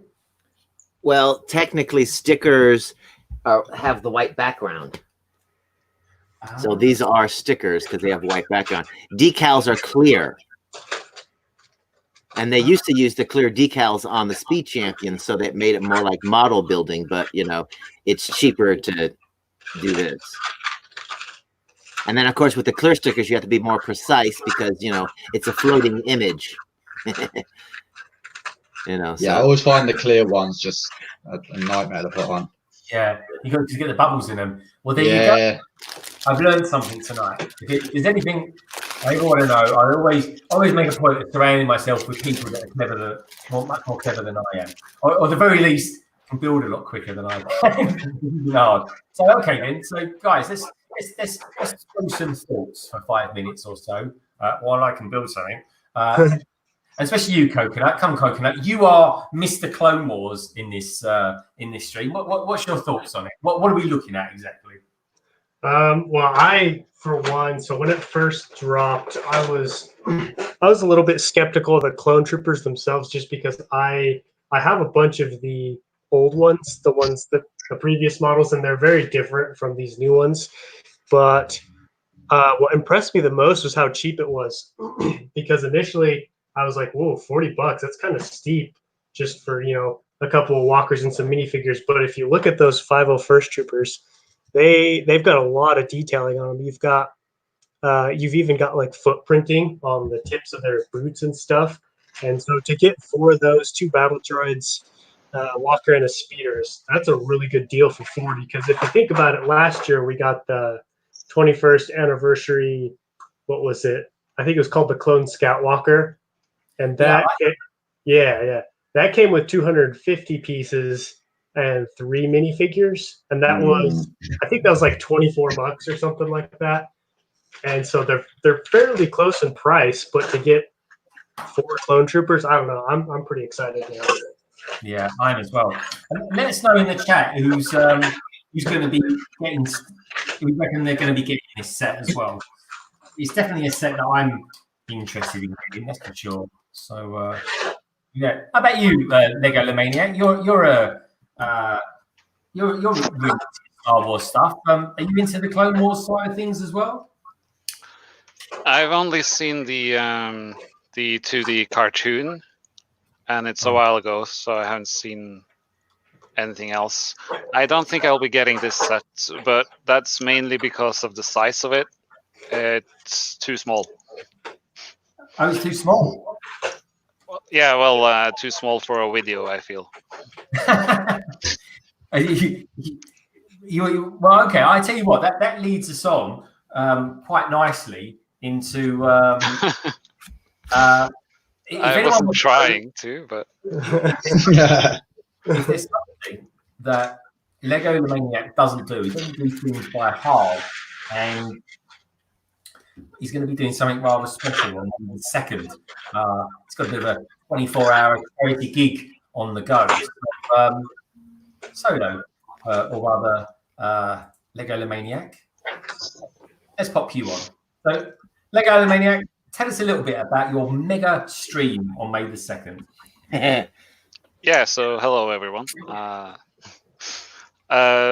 May 2nd, we will be doing another 24-hour mega live stream where we 24 hours straight will be building this ginormous Lego set. This is not an official Lego set. This is a fan-created mock, which I bought off of Rebrickable and sourced the parts. It's a 7,500 piece Star Destroyer by one case, and it's an absolutely gorgeous ship. In the Star Wars universe, or of Lego Star Wars, in the Star Wars universe in itself, the Super Star Destroyer is my favorite Star Wars ship. So I have the UCS Lego UCS version of the Super Star Destroyer, which I have on my shelf, one of the few sets that are not being dismantled. But yeah, so I found this set since last year we did the UCS Millennium Falcon and built that for 24 hours straight. I missed the target by 15 minutes, but we still finished it on stream. So the stream was 24 hours and 15 minutes long. Wow. Yeah, it was a lot of fun. There were a lot of people there. So this year we're doing the mega stream, and let's see, do I have any? Oh. Is last year's available to view? No, the full 24 hours. Unfortunately, it's not because solo is very noisy. Sorry. I can fix that. There we go. No, yeah. So YouTube did not save my 24-hour live stream because they don't save any live streams that last for over 12 hours. Okay. Yeah, Galgade was there for only 20 hours. It was terrible, Galgade. I hope you do better next time. Yeah, disappointing. But this time I'll be streaming to both YouTube and Twitch will certainly save the entire 24-hour live stream, and then I'll upload it to YouTube after that. I'm not partnered with Twitch, so I am allowed to do that. If I was partnered with Twitch or an affiliate or anything, I probably couldn't do that. But yeah, so we'll be doing this thing. It's going to be fun. I think it's going to be fantastic. I can't wait to see it. Have you got any details of the like the instruction manual on it or anything like that? Have you got yeah, I would show more, but my broadcaster has frozen, so I can't really do anything more than just show this picture at the moment. Oh, okay. For some reason. Just remember, folks, so it's Lego the Maniac. It's May the 2nd, and it's a 24-hour stream. In fact, you'll be nearly May the 4th. Come May the 4th, we'll be talking about your stream and how epic it was. And then we'll be talking about what UCS is coming out. So, yeah, so basically last year we did it on May the 4th, and it was the 20th anniversary of the Lego Star Wars theme. This year, the May the 4th is a Monday, so I decided to do it on Saturday instead. But it's still like a celebration of Lego Star Wars, since we're building a huge Star Wars set. And one thing I wanted to mention is I would have shown more pictures if my broadcaster hadn't crashed. This will be a charity stream where people can donate if they want, only if they want and can afford it, of course. And we will have a lot of raffles and competitions for people to join in and win prizes. And at the end, provided we reach our goal, we will raffle off this huge Executor Star Dreadnought Star Destroyer to one of the viewers. Get out. Wow. Which will then take this with them home, provided we reach our donation goal, of course. Yeah. Okay. Can you say what the goal is? Well, I haven't really decided, but the goal certainly needs to be a lot higher than the cost of the parts, or else it's all kind of pointless. Okay, and then what's the charity? So I'm thinking the goal will be set around $2,000. Oh, okay. I think that's achievable for 24 hours. Yeah, well, I don't really know what's achievable. I don't know the reach I will have for the stream and how much can be collected, especially now in this crisis. You know, people should conserve their expendable cash when they can, of course, and I totally understand that. But I'm hoping to provide some, and the charity will be for the donations will go to wildlife, and specifically it will go to two organizations called the Snow Leopard Trust and the Palace Cat Conservation Alliance, International Conservation Alliance. Two charities I'm really invested in. And just because I'm really fond of animals and wildlife. Okay. And I think we that's could good. all do some to do with some fuzzy cats in our lives, That could be your especially in slogan. these times. Yeah. Do you know what? Especially people that are at home at the moment and, you know, lonely and all that sort of thing. Because let's face it, you know, this is just doing these live streams is a nice way of reaching out to people and, you know, making people feel like they're a part of something. And it's important, I think, to do stuff like that and do stuff like this. And you know what? It's important that we are there as much as we can be for each other, to be honest. And Lego the Maniac doing this 24-hour live stream on the 2nd of May, I think is a really good thing. And yeah, if all of you that are out there, if you can be a part of that as well, and even just come in, and especially all my friends in America as well, because you know, we've got a lot of good people in America. We've got Collecting Bricks, we've got Brick Vive, we've got you know, Brick Hive as well. We got loads of them. Let's face it, in Europe, because we're like, you know, God knows how many hours ahead of you guys, at least 5 anyway, especially for the East Coast people. When he's flagging, just pop in at the very least and just kind of, you know, give him a thumbs up, maybe even give him a subscribe as well, and, you know, just give him a little boost. That's all. It'll kind of help him keep going as well. And yeah, he's a good guy. I need all the help I can get, so Yeah. we'll have a. What was that? Could you imagine if it was me building that? I'd need longer than 24 hours anyway. I can't 24 hours. My stream would be the start the stream after 24 hours. So yeah, that'd be quite cool. Anyway, I tell you what, Greg, the trick is to put a screen directly in front of where you're building instead of off to the side, so you can actually look at what you're building at the same time you're glancing at the chat. I know. But this is the thing. I know. I've got this other camera as well. So look, I'm trying to be all. How can I put it? Something anyway. Look, there we go. There's some pieces that are missing. There we go. I've built a panel. How about that? What else do you want, eh? There's a panel. Ha. Albeit, I just realised I've got a single part missing, which is a bit of a bummer. But I can steal that off of another one. And there we go.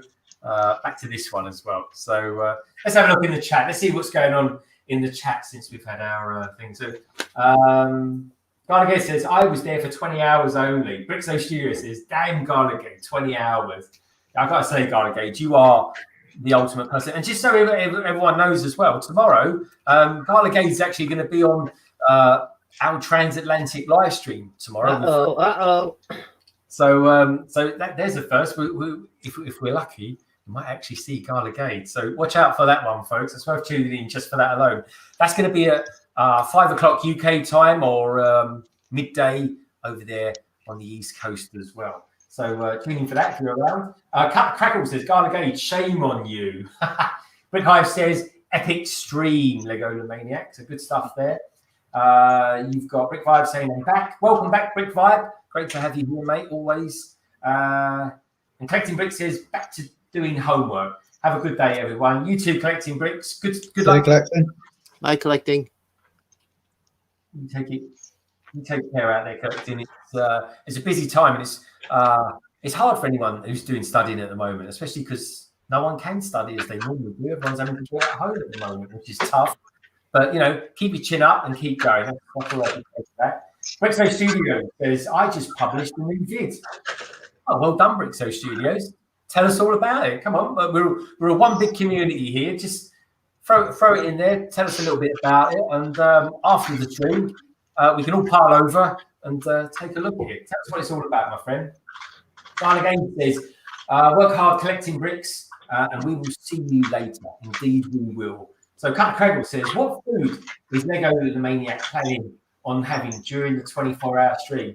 You know, that's actually a good question, Cut the Craggle. Lego the Maniac, what food are you planning on having through the stream? If you say cat food, I might actually believe you. So I haven't thought that far. I do know that I will be preparing some prepare foods of some sort. prepared food and just put it in my fridge, like a lunchbox type deal.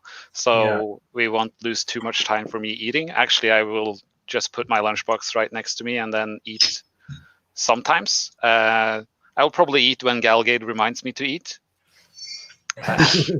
which I think she was doing last time. She was like, come on, get your, And, but I have also planned, in order to even be going the entire night building, I planned to down an entire Monster energy drink, which I usually do when I need to stay up. That will be down in like 10 in the evening, just to wind me up for the night. And we'll have a lot of guests on as well, so they will be helping out, reading chat and being entertaining while I deteriorate. I'm definitely there, mate. I'm there with you. At the very least, I probably won't be building so much with you, but I'll be more than trying to bash in a little bit of energy in there for you to help you along the way. And like I say, all our American friends that are out there as well, pile in and keep his chin up, especially when he's flagging at about 4 or 5 o'clock in the morning.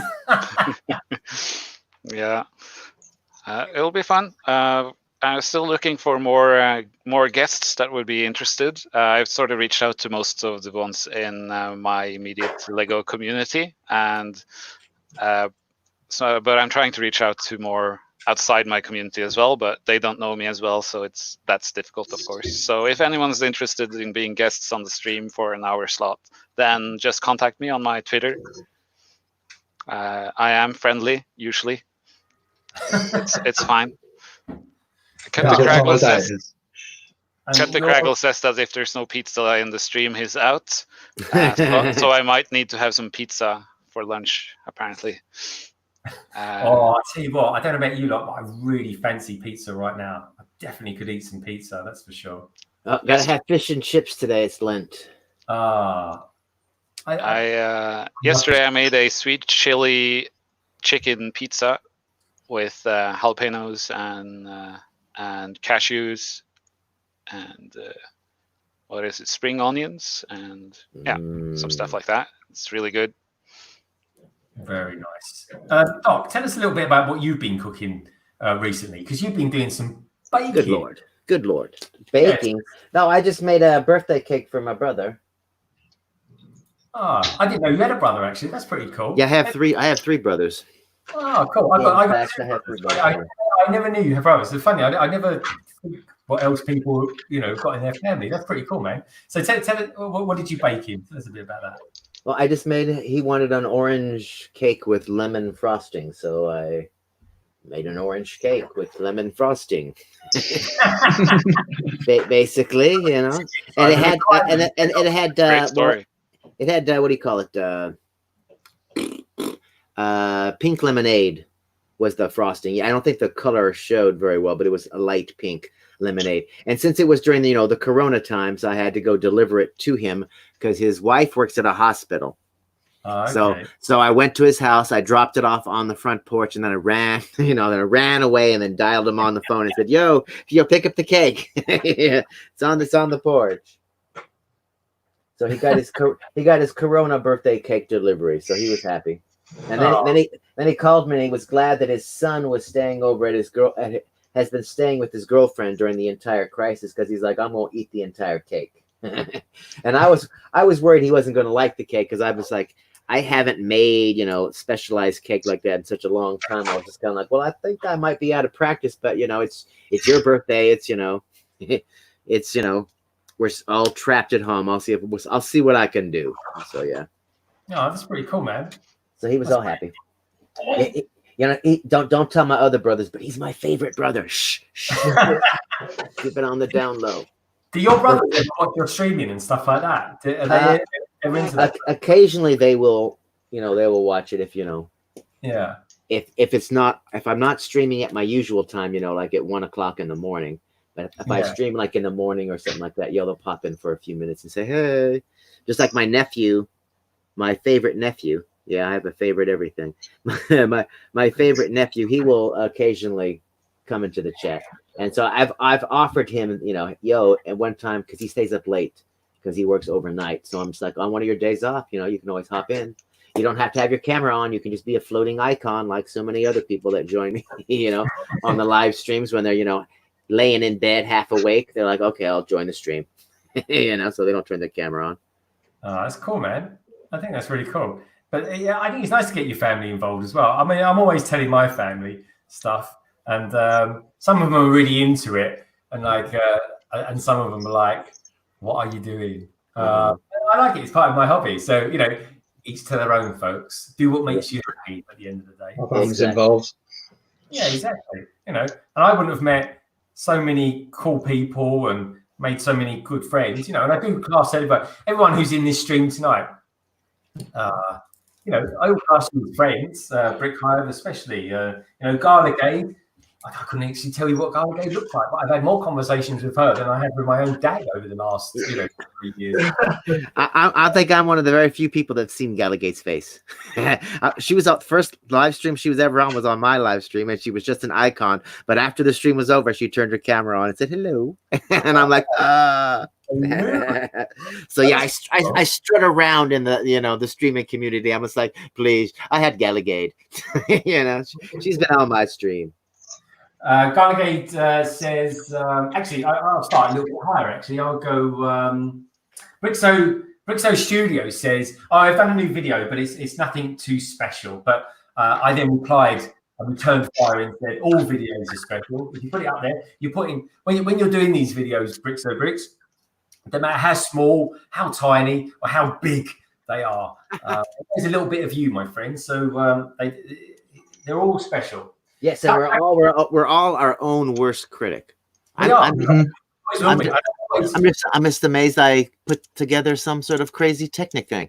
And the weird part was the gears they didn't click in or anything. They just you dropped it in a slot, and then when another gear kind of floated on top, and then another piece then holds them all in place. And then this I didn't even think that was going to go all the way through, but it turns that right there. I was like, oh, check that out.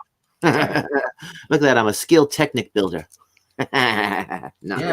Technics is a funny thing to get your head around. That's for sure. From time to time, so especially if you see something like Moto does, it's just like good Lord, how could you even conceive of such a thing? I know complexity. And I love it when he drops the camera down into it. You feel like it's some sort of sci-fi movie you're going into. Like the Star Trek the motion picture when they went inside Beecher. Yes. That's it. Yeah, you got the what's her name? Oh, I've forgotten her name now. Who's the woman with the bald head in it? And she stands there. She goes, Lieutenant Elia. Yeah. Princess Kambata. She was a famous runway model, and she got the part for the movie, and it was a huge deal that she actually shaved her head. Yeah, she was crying. They've got pictures of her, haven't they? She's literally bawling her eyes out. I mean, she looked fantastic. So most attractive. Hey, Trick or Brick's in the house. Welcome along, Trick or Brick. Great to have you here, my friend. I love Star Trek the motion picture. It's one of my favorite ever films because the pace of that film is very similar to the pacing that I build sets with. They take their sweet time. That's what you're saying. Yeah, I honestly, mate, I like that film so much because I love the graphics that are in it, how it all came together, because it's a miracle that it was even made, and I just love the music as well. I think the music is to die for, and it's still relevant today. They still use that same score in Picard. Well, just like the Klingon that dun dun dun dun dun dun. That has been used forever. Whenever time you show a Klingon ship, or you want, a Klingon ship is cloaked and hiding, they'll do a little cue from that music, and you immediately, oh, there are Klingons nearby. As the viewer, you know exactly what's going on when that happens. So and I love that movie too because that was the movie that Spock was the most Spock. It was actually, to be fair, it was, and Bones was arguably the most Bones. Yep. There's a really good scene in that film when he beams aboard after there's been some sort of transport issue, and they shake hands, and he says, "Bones, I need you, Bones." And it's like, that was real. That wasn't acting. That was really there in the moment. It was fantastic. So I love that. And there's another scene as well. It's a funny scene, actually. And Star Trek: The Motion Picture isn't actually noted for being a particularly funny movie. But there's a scene where Kirk's there, because, you know, Kirk's always been a bit of a womanizer. And Aliyah walks in. And, yeah, I have taken my oath of celibacy, Captain Kirk. And he's like, right, okay, I won't go there then. It's against regulations. Yeah, against regulations. Yeah, like that's never stopped him. But sexually inferior species. Yeah, down, Kirk, down. But yeah, actually, out in the chat, tell us what your favourite films are. Let's talk about some movies. Maybe Lego movies. Got a particular favourite Lego movie I quite like. The Ninjago movie. I think that's quite a good movie, actually. I've seen most of that. I haven't watched it all. But anyone out there, if I was to watch a Lego movie, let me know in the chat. What Lego movie would you recommend I see? Lego Batman, Ninjago, or something else? Well, we're all building Star Wars, so I have to say you'd have to watch the Freemaker Chronicles. Oh. I wasn't here when you were all talking about that show. I have Freemaker Chronicles sets. All right, I'll have you know there are people that bought them. You know, because the thing that I love about the Freemaker Chronicles is it pokes fun at the Star Wars universe while still having an adventure that kids can enjoy with, you know, even though it's like the Palpatine is like over the top, MOC, his robot, code Mach, it's named after, Lego people that build Machs or whatever. He was a great little robot. He had a cool little ship and everything. They had this cool lightsaber weapon that everybody was looking for. You could cut a planet in half with it. You could stand on one planet and like wield it at, like a moon or whatever, and just slice it with the energy blade. And that's the thing that they had the arrowhead in. And you actually got to see that ship because it had a blade on the end of it that could cut through anything. And so in one episode, they actually sliced a Star Destroyer in half, and they put the camera right on the blade. And so you saw it as it sliced through the entire ship, So, I mean, so there are moments and things in it, and that's a fun, like I said, it's for kids, and there's the three protagonists, their family, older sister, a brother, and then the younger brother, and is trying to hold them all together. One of them, the youngest one, of course, is force sensitive, so that all ties into the whole, Star Wars universe or whatever. But it's a fun little series and all that. Just like the Yoda Chronicles, the Lego Yoda Chronicles, that was fun too. None of it's serious or anything like that. But I thought those were both fun little Lego series that had to do with Star Wars. Yeah. Oh, how about you, Coconut? Are you a big fan? There was a film, wasn't there? There was a film of the Clone Wars that originally started as a movie, didn't it? Yeah. Out before it came out before the Clone Wars started, if I remember right. It was never supposed to be a movie. Yeah. I don't know. The movie itself is okay. It's got kind of a cool battle on, I don't remember the name of the planet, but it's got this one scene where these ATAT walkers they scale a cliff wall and they walk up to this old temple. It's got some cool scenes in it, but overall, the movie itself was, I don't know, I wasn't a huge fan of it. It was kind of weird. I don't know. Have you seen that, Solo? Yeah, I've seen it. Yeah. I think it's actually known as the lowest rated Star Wars film ever. Oh, really? Yeah. Well, I thought the movie was quite good. I thought it was all right, actually. That was that second one of the prequels, right? Yeah, it's actually Clone Wars the movie. Yeah, the one. Oh, yeah, because that's why everybody. I thought everybody hated it because the whiny guy was romancing the good-looking girl. Well, it was like the whole. I think a lot of people hated it because everyone hated Ahsoka, which is ironic. Yeah, it's true. Oh, the cartoon. Also. Yeah, it's the cartoon one. Yeah. Well, the thing that everybody hated about her is she was Anakin's. She was a young Anakin. She had the same attitude he had, and so it was like she kept throwing it up in his face. And then I didn't like the fact that she called him, they had nicknames for each other within seconds, like, Snips and then Shy Guy. Yeah. And Shy Guy was just dumb. And it was just kind of like, who came up with that and thought it was cool? Yeah. So in the chat, we've got people that mentioned what they like movie-wise. Cut Craggle says the first Lego movie. It goes on to say, British Studio says, sick, I'll go sub. Yeah, talking of subbing, please do, everyone just sub to each other. Sub to all my good friends that I've got in the that join me tonight as guests. They're all really cool folks. I highly recommend them, otherwise they wouldn't be here. Of course, sub to each other as well. All this is as a platform. We can all get together, chat, and talk about stuff, movies, whatever floats your boat. So we're all good guys in here, so please do that. Cut says the Indiegogo movie started off strong and just dissolved. Yeah, I kind of started watching that and I thought it was quite funny. So maybe I need to finish that off. Cut the Craggle. Pickle Brick says there's the Lego Indominus Rex show on Netflix. That's pretty funny. It's not long, maybe 30 minutes. Indominus, there's a word for the night. Yeah, I'll definitely check that out, mate. Ukulele Kid goes on the Cut Crackle. I love your videos. Keep up the great work. Yeah, I mean, Cut the Crackle. I think you're one of the biggest UK YouTubers in England. Actually, not England, Great Britain, I suppose, because you are kind of technically Welsh as well, which I'm always putting his leg about. But he actually sounds more British than I am, if I'm honest. Trick or Treat says, I picked up about 10 Lego Batman movies and 5 of the first Lego movies. Put them in my Bricklink store for about £5 each. Don't know if they're going to sell, but figured out I'd try. Yeah, a bit like Brick Vibe, everyone. Trick or Brick also runs the Bricklink store as well. So do check out his store as well. You know, we're all friends around here as well. So it's good to have some Bricklink store people in here as well. Cut the Craggle then goes on to say, thanks, Ukulele Kid.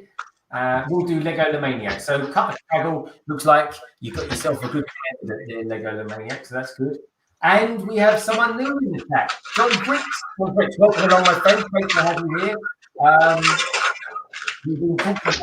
We've been talking about movies that we really like and what our favourite Lego movies are as well. And we've been talking a lot about Star Wars and The Mandalorian and Lego the Maniac's 24-hour stream that he's got coming up on May the 2nd. So, yeah.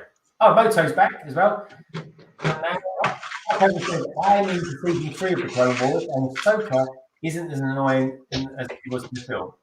Yeah, she's not actually. Ahsoka comes pretty cool. Actually, I'm on season 7 because I watched the first 6 seasons years ago. I do like it though. And Moto says, Doc. So I don't know if he's trying to get your attention for something, Doc, but your man is there. So yeah. John's Bricks, welcome along, my friend.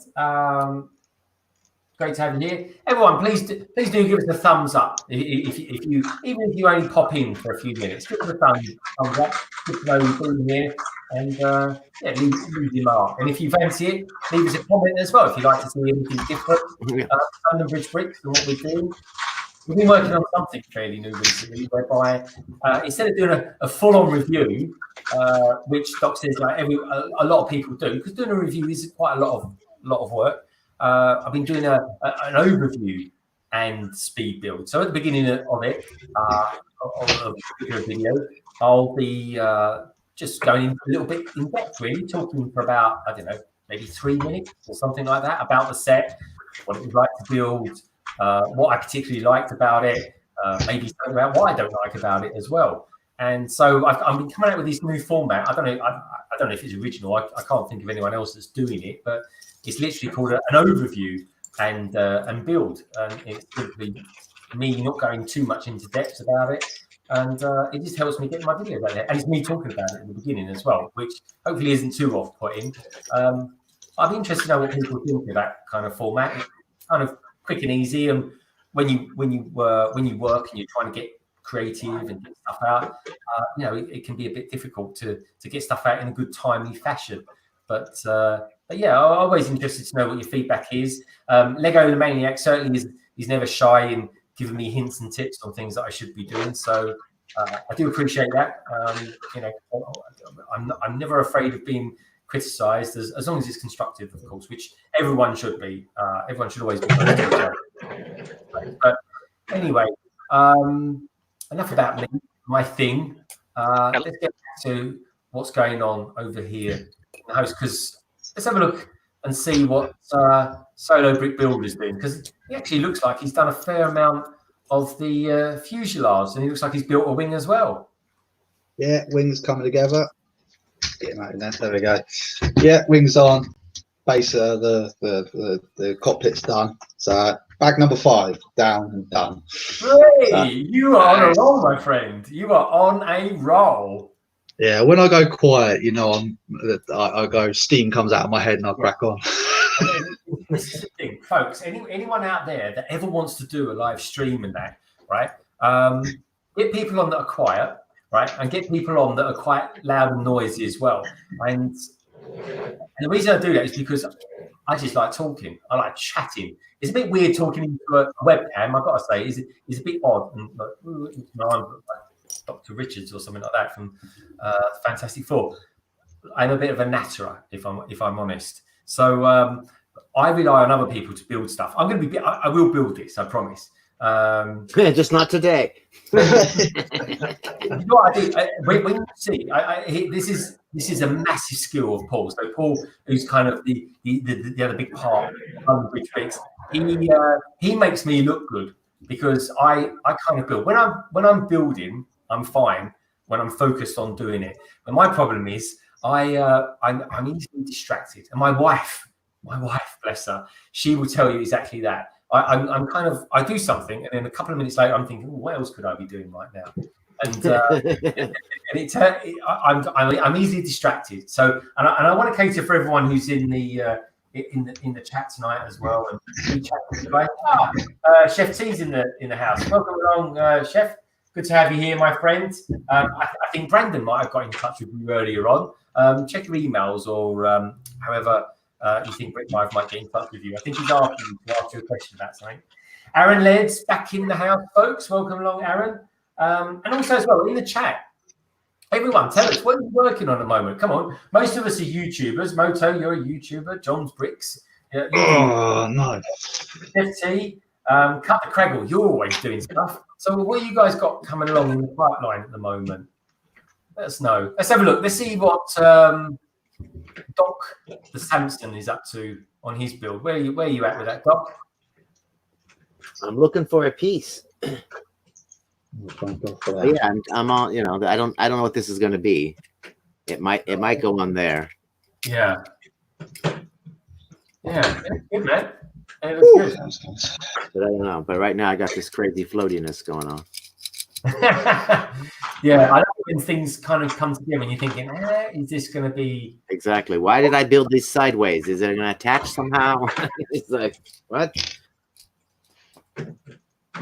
What's going on? So but yeah, I've been trying to build as fast as I possibly can. So I can say, look, I got mine done, Greg. What's up? Yeah, well, here's the thing, right? So a few weeks ago, my good honourable friend, Khan, aka Doc Sampson, you know, did a live stream on his channel a few weeks ago with Decky Shep and a couple of other people as well, including Trick or Brick. Anyway, so Trick or Brick was kind of doing a sort of a self-isolating 24-hour stream, I think it was, wasn't it? Trick or Brick, whereby you just decided all your family went to bed. It was like, nah, I'm going to stay up. I'm going to build me the 007 car. I've got the name of the car now. What is it? Aston Martin DB5. That's the one. Yeah. Thank you, Doc. So anyway, so we all got together. We all come together, and we were on Doc's stream, and it's the ISS stream. So please do check it out. It's a brilliant stream. It was good fun. Deppy Shep, of course, he was much more focused than the rest of us, and he finished like miles in front of us. In fact, he even finished and then did a tour of his room, which is got an expansive. It's like a Lego museum, wasn't it? It's like a Lego museum. Anyway, so Doc and I, we built the ISS along with Deppy Shep, and I think we drew when we made it. But anyway, there it is over there, and I've got to say, it's a blinding set. I mean, it's ginormous as well, Doc, isn't it? Yes, and I love fiddling with the solar panels all the time, going, oh, wait a minute, the sun's over here. Let me head position them all. Here we go. When the sun's out, I can't help myself, but I want to face I want to put the panels in the direction of the sun. It's weird. Even though it's like, wait a minute, sun is bad. Sun is bad for Lego. Cover it. Brixo Studio says, I'm sorting my whole Lego collection as I destroyed all my sets when I was 7 and I regret it so much. There's so much Lego in my collection. It's huge. Good for you, Brixo Studios. And you know what? Take it from me, you will always, my friend, you will always be sorting your bricks. It's a thing. And I tell you what, if anyone's got any hints and tips, especially you, Trick or Brick, if you've got any hints on tips on particular style of sorting or something like that, let us know.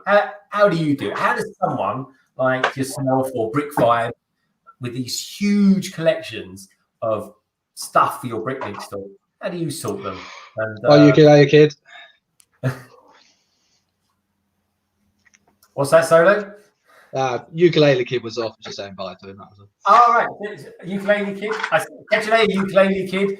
Do check out his channel as well. It's a cool little channel. And Cut Craggle says you will always be sorting the kit. It's true. Cut Craggle has hit the nail on the head. You always will be. So thanks for coming, ukulele kid. All right, let's stay away from the tomatoes, ukulele. So that's that. And that's that.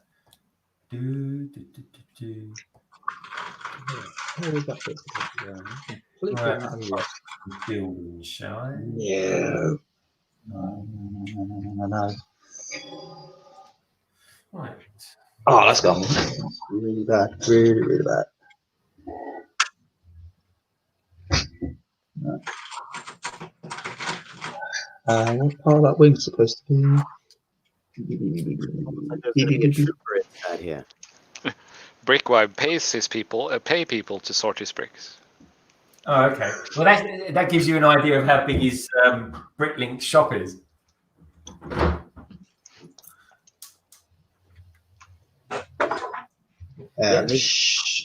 We've got all those drawers and everything, you know, like the ones that hold all the screws and whatnot, but it's all separate into 1 million parts. And he does a sorting stream of sorts.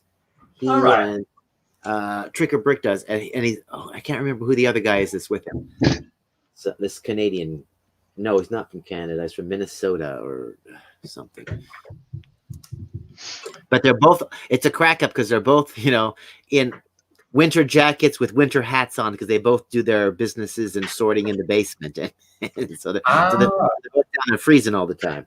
So do you not normally have like heaters or anything down there in your basements, Doc, in America? I don't have a basement, so. I thought all American houses came with basements. No. Oh, man. Oh, there goes my idea to move to America and buy a house with a basement. Right, well, just like isn't every, you know, English house have a sod roof and is, you know, a landmark of some sort or another? No. Every English house has got a butler. Yeah, yeah, there you go, butler. Yeah, Mom was asleep over in the corner now. But don't they also have like kitchen is downstairs? Mine's right there. Upstairs, downstairs. Is your missus having a snooze? Oh no, she can hear me. So no, she should be watching the stream, shouldn't she? Maybe that's what she's doing on her phone. Tell Mrs. Solo if she wants to join the stream, she's more than welcome to. Oh, you don't want that. It's not. We don't want to do that. I might get shown up with my speed, with my lack of speed. It's an irony, isn't it? We do quite a few speed builds. It's amazing though when you fast forward something by 1,000, how that it looks like normal speed. Yeah, well, well, we never published it. It is on my YouTube, but it's on my private account, and we done one. I think it was 5 times slow speed, and it was unedited. So I think it went on for about 6 hours. I can't remember how long it was, but it went on for weird. And the voices that was going on in the background was just weird, absolutely weird.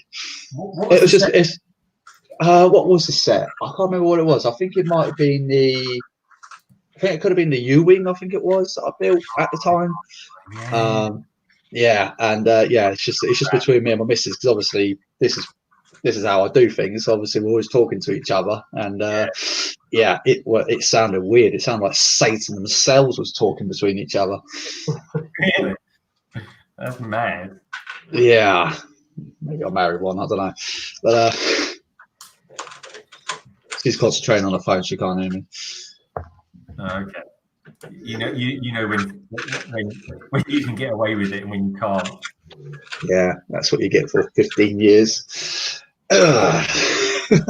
Congratulations, mate! 15 years. That's a Not good. congratulations. It's commiserations, not congratulations. The first 25 years are the hardest, mate. Oh yeah, man. I was married. I was married originally for 20 years. I was. Oh, were you? Yeah. I was married before. I've been married now. I'm very happily married. And my first wife was a lovely lady as well. In the end, we just kind of didn't get on, I suppose. But I wish her well and every health and stuff like that. Oh, you're a kind person. The last couple of relationships I had, I wish them eternal damnation. But yeah, just the way it was. It was just the way things turned out. That was all. Which isn't always great, but that's life. That's the way it goes. Yep. I mean, to be fair, I'm pretty lucky. She's pretty good with the Lego sets that I've got. I mean, like I said, I've been collecting for a long time. Mate, I've seen your room and your studio, and your wife is very good with you when it comes to stuff like that, my friend. You are a lucky man. Yeah.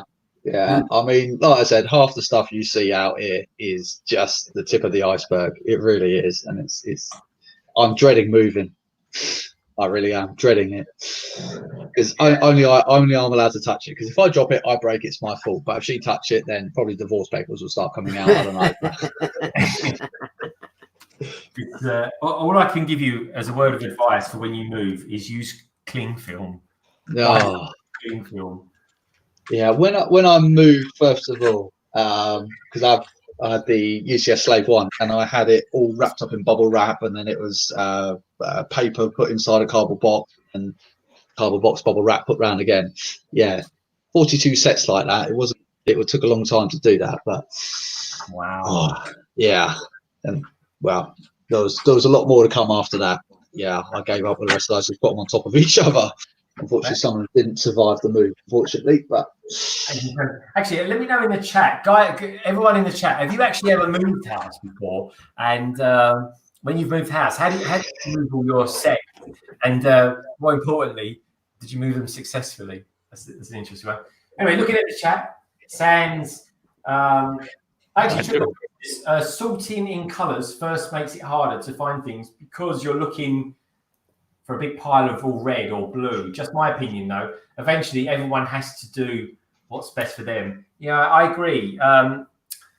Coconut, you're a man of many sorts. How do you do your sorting? So I have two different sorting areas. I've got this stuff right here. This is when I'm working on a project. I'll have these out because these are much smaller bins, and so they're organized more specifically, like Technic pins that are on an angle or just other random things. And then down back behind me that way, I've got bigger bins that are just bulk, where I sort those by color because I'm not too concerned with sorting through a specific part, because those ones mostly just refill these. These are where I get more particular. Like I'll have a small bin of bricks with like studs on the side and on the top like that. For me, it mostly depends on, I have certain pieces that I like to work with and use more than others. So I don't really do only color sorting or only part sorting. I kind of have a mix of both. It really just depends on that part. If I know it's a part I use a lot, then it'll have a more specific container. Yeah. Still trying to figure it out though. Oh, but there's so much to figure out. That's the thing. There's a whole lot to it, and just figuring it out is half the battle. But No, it's always interesting to see how people do it. Definitely one thing, because sometimes I do it via color, sometimes I do it via piece part or something like that. So, but why? Because it sucks. Brixo Studio says moving sucks. Yeah, it does, my friend. I tell you. Rick 5 says I moved 1,000 miles. So 1,000 miles. I mean, Wow. I guess America is so vast. I mean, that's bigger than England or Great Britain, I suppose. Brick 5, did you move from east to west or something like that? Let us know what you did. That's crazy. MJ Brick says combination of large plastic Ziploc bags. Yeah, I use those, my friend. Toast plastic bins. As long as everything stays contained, you can rebuild it. Yeah, I agree. You want some stuff to hand as well. And Brixo Studios says, "Wow, I only moved 20 miles." Well, Brixo Studios, that's probably because we're in a much smaller country than our US cousins are. And Brick Vibe says, "Yeah, no, I only moved 3 or 4 states." But the funny thing is, Brick Vibe, is that America is so vast in comparison to England that one of your states is the size of the UK. So when you think, I mean, Solo, it blows my mind when you think how big the UK is in comparison to America. We do pretty good. We do pretty good for a country of our size. We've still got to complain about it, though. We definitely, yeah, but we complain about everything. I think at the moment, I think a lot of complaints are certainly being put into, how can I put it, into a perspective of sorts. So I think most of the complaints are being put one aside into a box and just complaining about coronavirus at the moment. That's about it at the moment. Yeah, I think everyone's in their right mind to be able to complain about that. But at the end of the day, as long as we all get through it, as long as we survive, we're all nice to each other. You know, very look out for other people, be neighbourly, be good to our friends, be good to we don't even know. Don't hoard the toilet paper, people. Yeah, don't hoard. We don't need to hoard, especially in the UK. Do you know, it is a little fact, actually. The UK is one of the biggest exporters of toilet roll in the world. So we're going to be all right. You'll be the last ones with the rolls. Yeah, we'll all go down with the toilet. That's all. Yeah, I've been to some of those factories, and believe me, why people are panicking, I will never know, because I think it was about 47 hectares of just rolls. Wow. Yeah.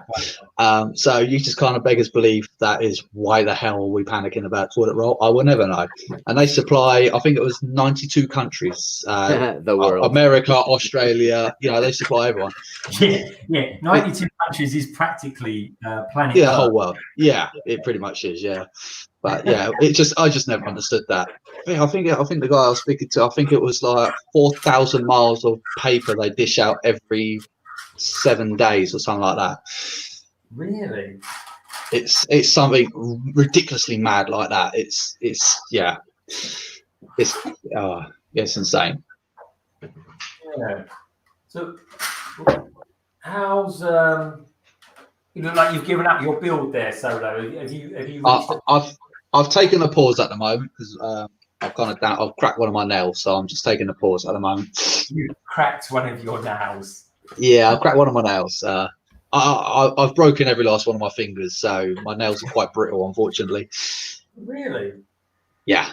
There's a little close up of one of them. No, that's all right. Oh, hold on. Let's have a look at the Solo. Oh, good Lord. Yeah, so that's what happens when you drop basically an auger down on it. It kind of breaks it into.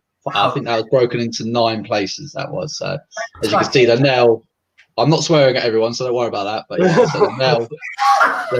Dang. Yeah. Yeah, so that one's all bent. Yeah. So I got very brittle nails, unfortunately. Like the Edward Scissorhands of the Lego YouTube community. Pretty much, yeah. Pretty much. Yeah. So the result of breaking your finger was that the nails become brittle? Yeah, unfortunately, That's very interesting. Yeah, according to a nurse, yeah. So she says, unfortunately, the nails can never be as strong as when they, which is weird because obviously they always grow, but yeah.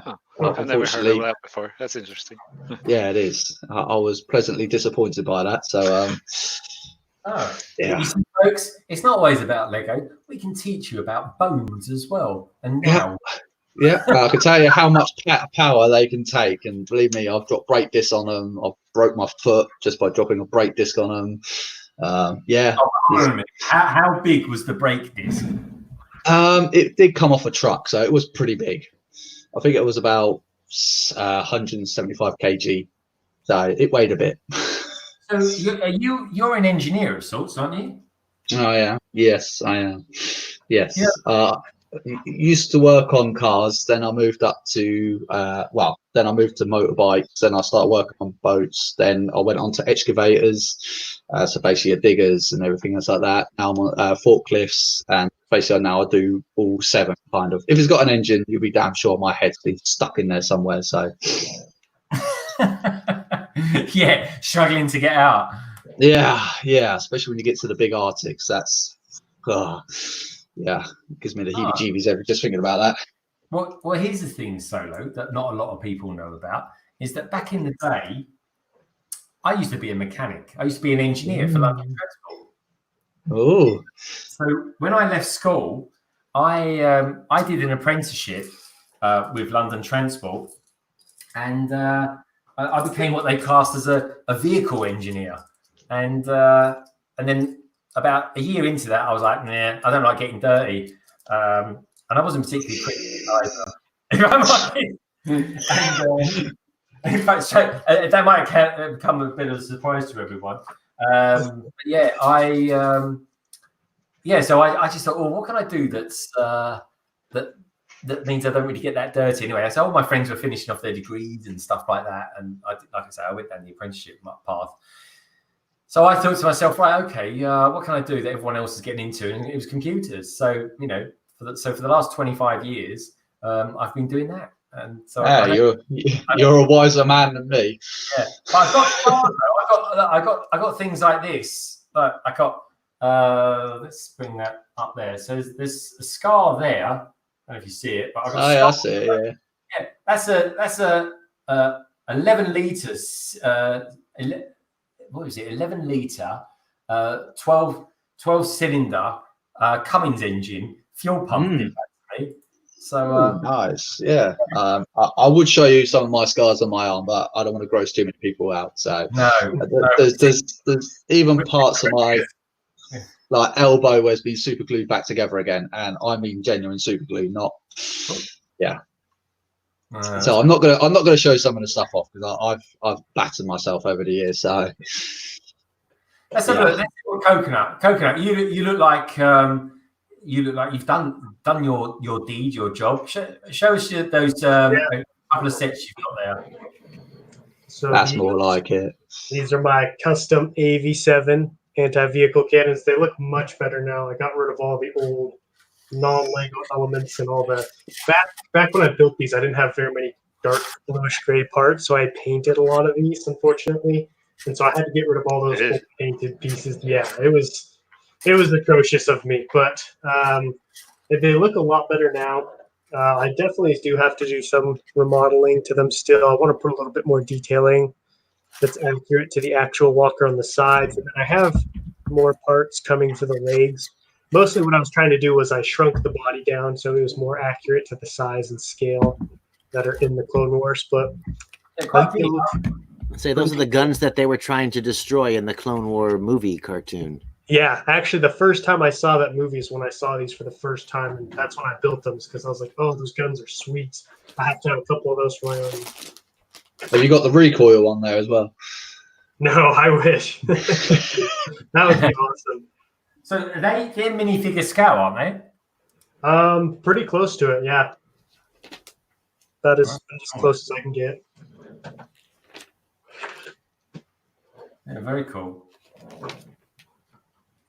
They are dang good. All right, I'll get this back over here so you guys can see what else is going on out there. So, Solo, are you going to venture into that? There we go. Look, let's take a look. What bag's this you're on now, then? Bag number 5. So I mute myself because obviously it gets quite loud. But yeah, bag number 5 I'm on now. Oh, that's good. That's good. Great. That seems to be the thing these days, Doc. People mute themselves as they're opening a bag. I always think it's a bit like being at the cinema, and notoriously you sit next to someone who's like eating a bag of crisps or something like that. It's like really annoying. It's like, talking of movies, we've got a Eclipse Films Melbourne in the house as well. Hello, mate. Welcome along. Has anyone heard of Lego made the 501st set? Funny enough, Eclipse Film from Melbourne. We were talking about that a little bit earlier on. In fact, Lego Maniac, if you're still there, because I feel like that cat is yearning to do something. Let's bring it up. Eclipse Film, welcome to the stream, my friend. If you're new to us, please, give us a thumbs up. And if you like what you see around here, give us a subscribe as well. And also to all my good fellow right and left honourable men that we've got in the stream as well. But yeah, we was looking at this a little bit earlier on. This is Lego the Maniac, and this is the image that we've got of it as well. Pretty good. So, I've been interested to know, actually, Cut the Kregel, what do you think of this set? And you two, Clips Films and Trick or Brick, what do you reckon of this set? Do you think it's good? Do you think it's good value for money? Do you like the figures? I've got to say... Can you zoom in on any of it, Lego the Maniac? Yeah, can we have a zoom in? Well, what's the zoom in? Well, we can. We don't want it moved. We want to zoom in. That's cheating. Wait. Well, because they're really cool red. There's really cool red printing on their helmets that you can't see. Really? Yeah. Oh, I'm not even seeing it. I haven't looked at them that closely.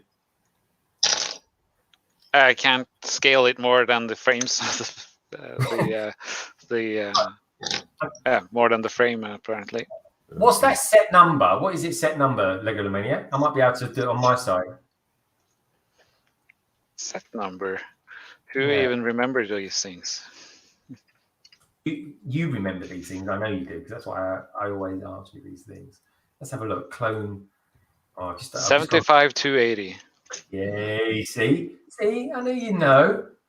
Let's take a look. So, okay then. So, Cape Town, Melbourne. The printing is a cross between the animated and the EP3.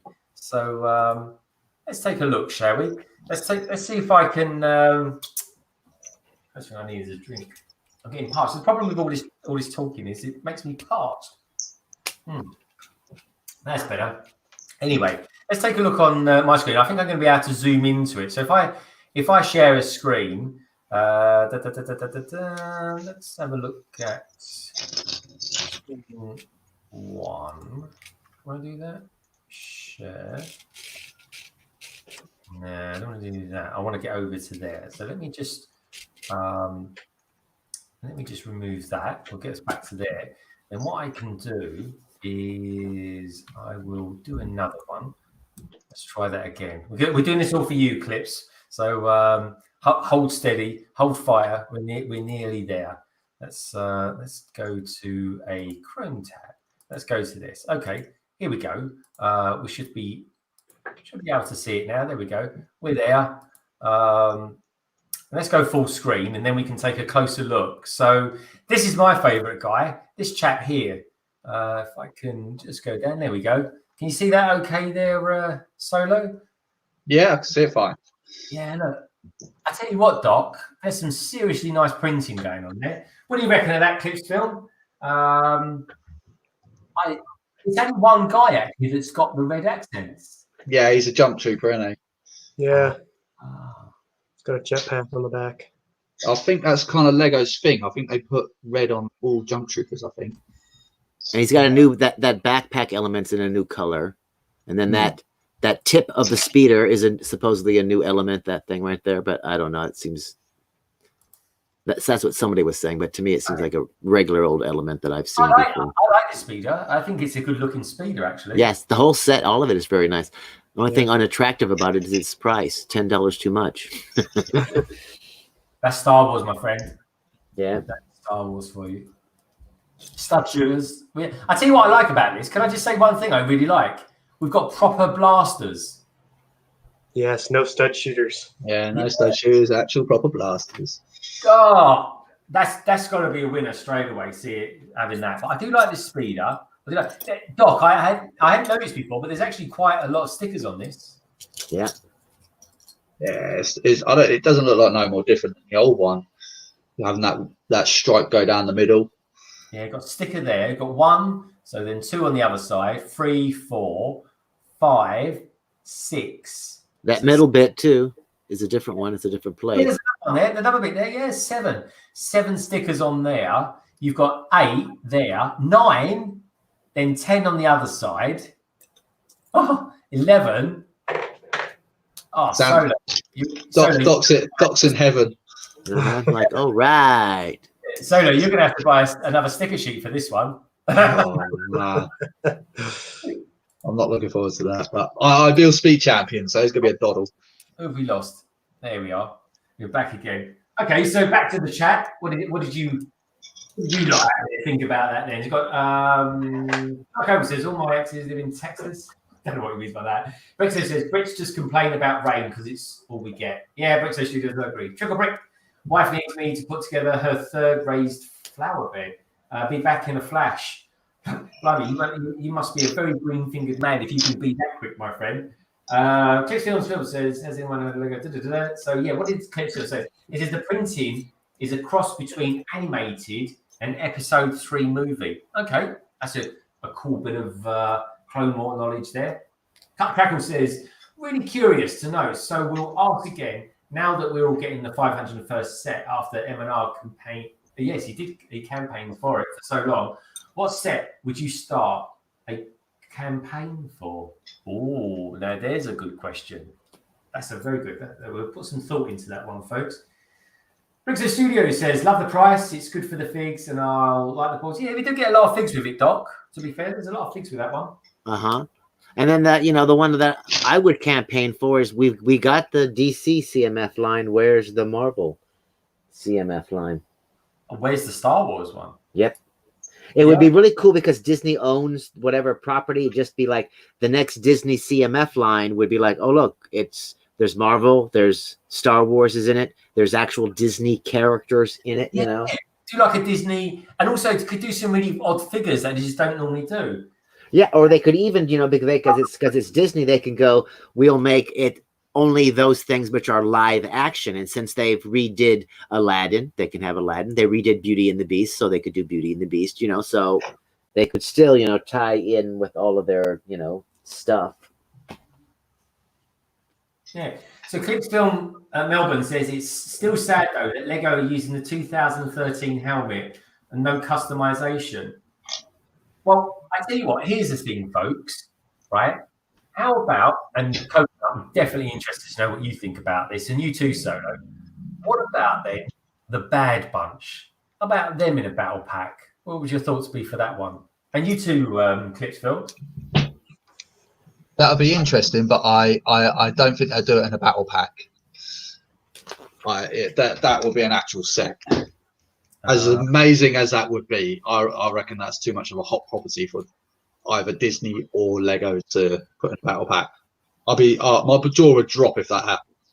Really? Yeah. They could. I mean, it could become a thing one day. I'll hold my fingers crossed to that. If they do, I'll buy you a pint. Of whatever you like. I bet I could see them doing a similar thing what they did with the Knights of Ren, where they kind of split the Bad Batch up between a few different sets. Yeah, guess what? We're getting another Millennium Falcon with that. Yeah, I'll bet. Yeah. Well, the Millennium Falcon is a staple food for all things Lego. In fact, I've never built one. I've bought them. I've bought the last 3 or 4, but I've never actually built the blooming thing. So I should definitely do that. Maybe I might do that for a May the 4th stream or something like that. Or the speed I build, May the 4th, 5th, and 6th. Guys, actually, you guys out in the chat as well, and you boys, do we know what the UCS set's going to be this year? So I've heard rumors it's going to be an A-wing. Yeah, I heard a pretty convincing rumor from Rich Boy J, because apparently they leaked. Someone got a leaked image of a updated A-wing pilot. And so he said that pretty much confirms a UCS A-wing, because that would be the last Rebel ship they need to do to complete the whole fleet. Yeah, I think that's a cool idea. Because I've got to say, what the next set that I would like to do, I would like to get like a UCS. I haven't got the UCS set of it because I don't think you can buy it now. Or if you can, it would be ridiculous amounts of money. But I'd like to get like a really large scale B-wing, which is my favorite ship. Oh yeah, the UCS B-wing.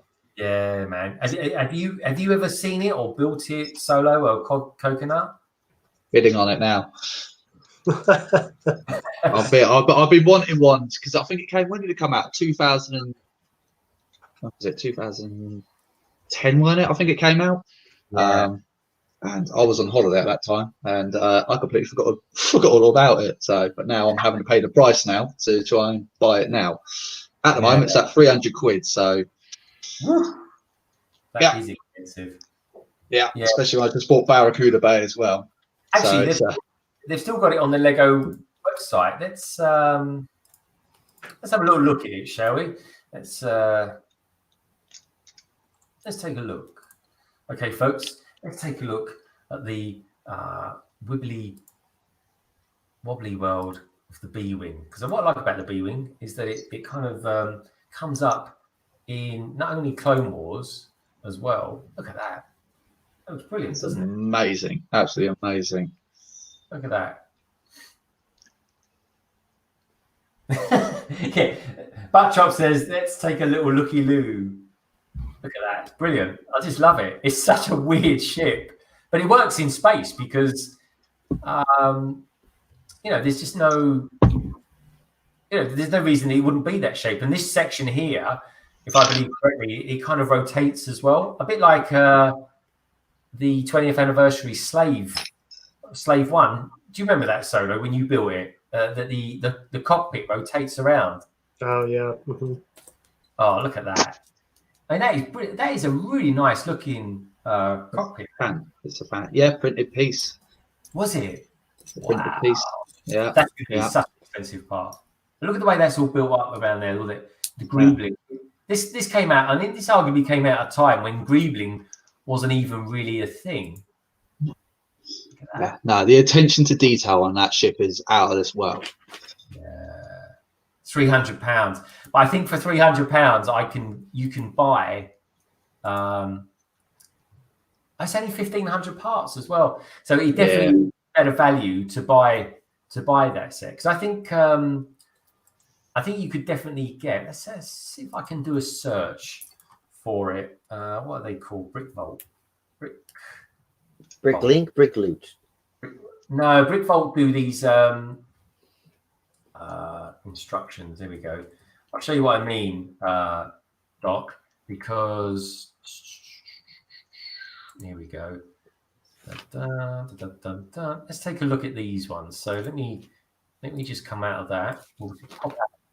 Sorry, folks, don't mean to talk too much about Star Wars ships, but we are all kind of a little bit interested in here. So we just indulge us just for a few more moments. And we all love a spaceship of some sort, especially you, Moto. We've got Mr. Hinkle Drawers in the house. Welcome along, Kevin. Good to have you here. And just in case anyone wasn't here earlier on, Mr. Hinkle Drawers is the chap who did the logo here in the top right-hand corner. He drew that ATAT coming down to Earth. But yeah, let's take a look at the B-wing, at least in the style of what our friends over at BrickVault do. So let me just go over to here. So here we go. Let's pop ourselves over there and take a little look at this. So this is Doc. This is the original trilogy starfighters: the X-wing, the Y-wing, the A-wing, and of course, not in alphabetical order, the B-wing. So let's take a look at that. Now that looks pretty good, don't you think, Solo? That looks pretty good actually. Even the cockpit it's not quite as pronounced as what the Lego one is. It's pretty good. I like the neck section on it. That looks pretty cool. I think I prefer the Lego printed cockpit though. I think that's done a better job on that one. Yeah. But no, that does look good. It looks finished. It looks nice and clean. There's no studs poking out there. I do like the fact that you get the you can fold the wings on it as well. Nice. Or I might have to do that one day. Definitely. I have to look around for that. Has anyone out there ever built a B-wing? Or have you ever done like Of course he would have. Yeah. Did he question? Okay, is anyone else out there other than Lego the Maniac built the B-wing? Oh, sorry. I didn't know I was excluded from this stream and discussion.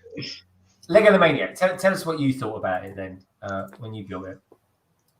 It's definitely one of the best Star Wars Lego sets, I think. It's a really fun build. Well, visually it's the best. Build-wise, it's really boring. Oh, okay.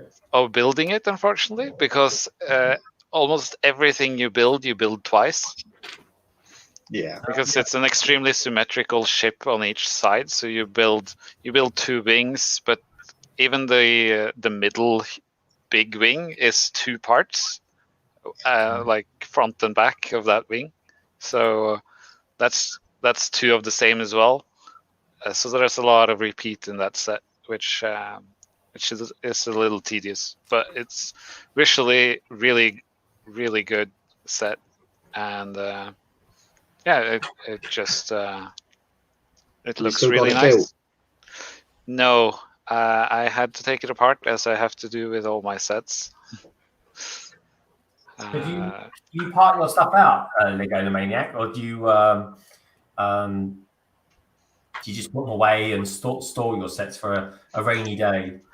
They're stored for a rainy day, either when I possibly move someday and get like a Lego dungeon or something where I can display everything, or when I regularly host like Lego build evenings or parties at work, at the office, where I just sort of I send out the list of all Lego sets I own to my colleagues, and they pick the sets they want to build, and I bring them all to the office, and we have an evening of building Lego. So it's on there if someone want to build it at one of those events. And that's pretty cool. I'm just going to pop out the stream for a second, stretch my legs. I'll be back in a minute, folks. Solo, I'm going to leave you in charge. What? Lego Maniac, keep your eyes on him, will you? Oh my god, I'm entrusted with his channel. We're going to lose subscribers now. So you're 10 minutes behind, Solo. That's a 2.5-hour build you have there, and we're 2 hour 40 at this point.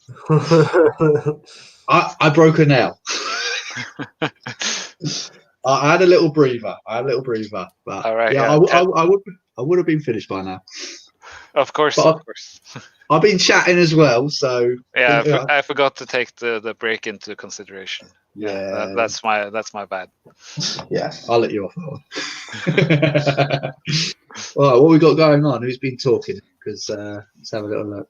You should have really left you in charge, because you're the orchestrator of this. Yeah, I'm the one that does actually not need my eyes for anything. Yeah, exactly. I'll let you do the chat. I wonder if StreamYards allow you to have like multiple moderators or something, so someone else than Greg could like manage the camera views and such. Yeah, probably. There must be a way to do it.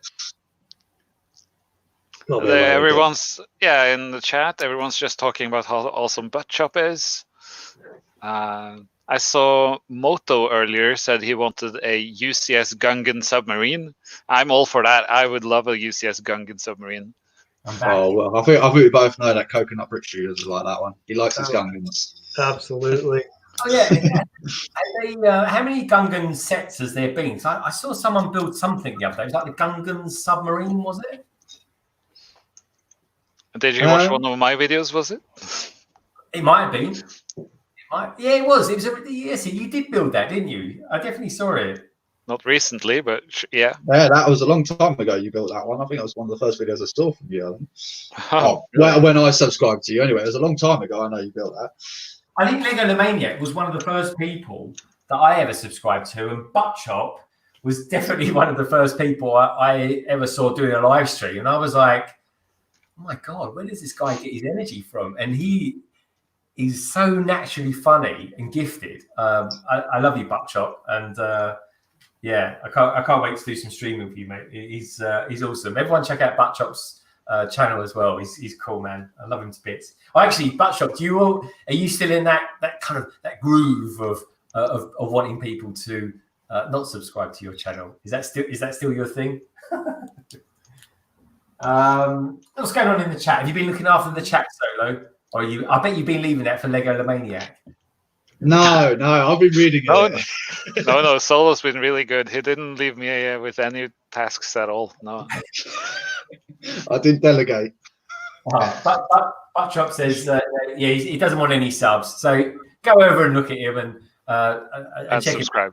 Don't sub to him. Don't sub to him. Sub to someone else instead. Cut the Crackle says, trick or brick. That's why I'm holding off on Boba Fett, because having just one is fine. But if I get two, then I'll need to get all three. Yeah, I was talking to Paul about that earlier on. He said exactly the same thing. If you buy two of those Star Wars helmets, you know what's going to happen. You're going to buy the third one as well, even if you don't particularly like it.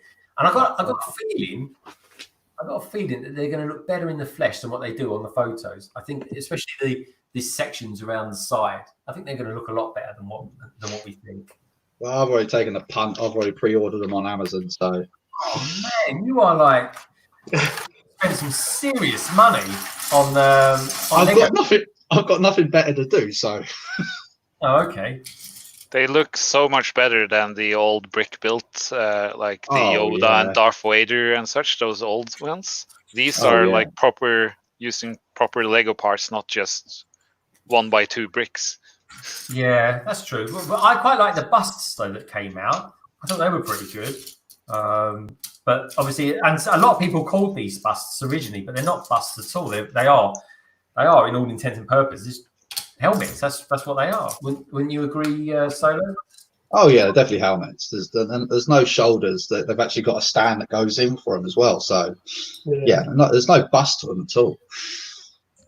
So I don't have any bust lying around. So, but yeah, no, a bust is going to have the shoulders and a bit of a chest plate as well. So exactly, yeah.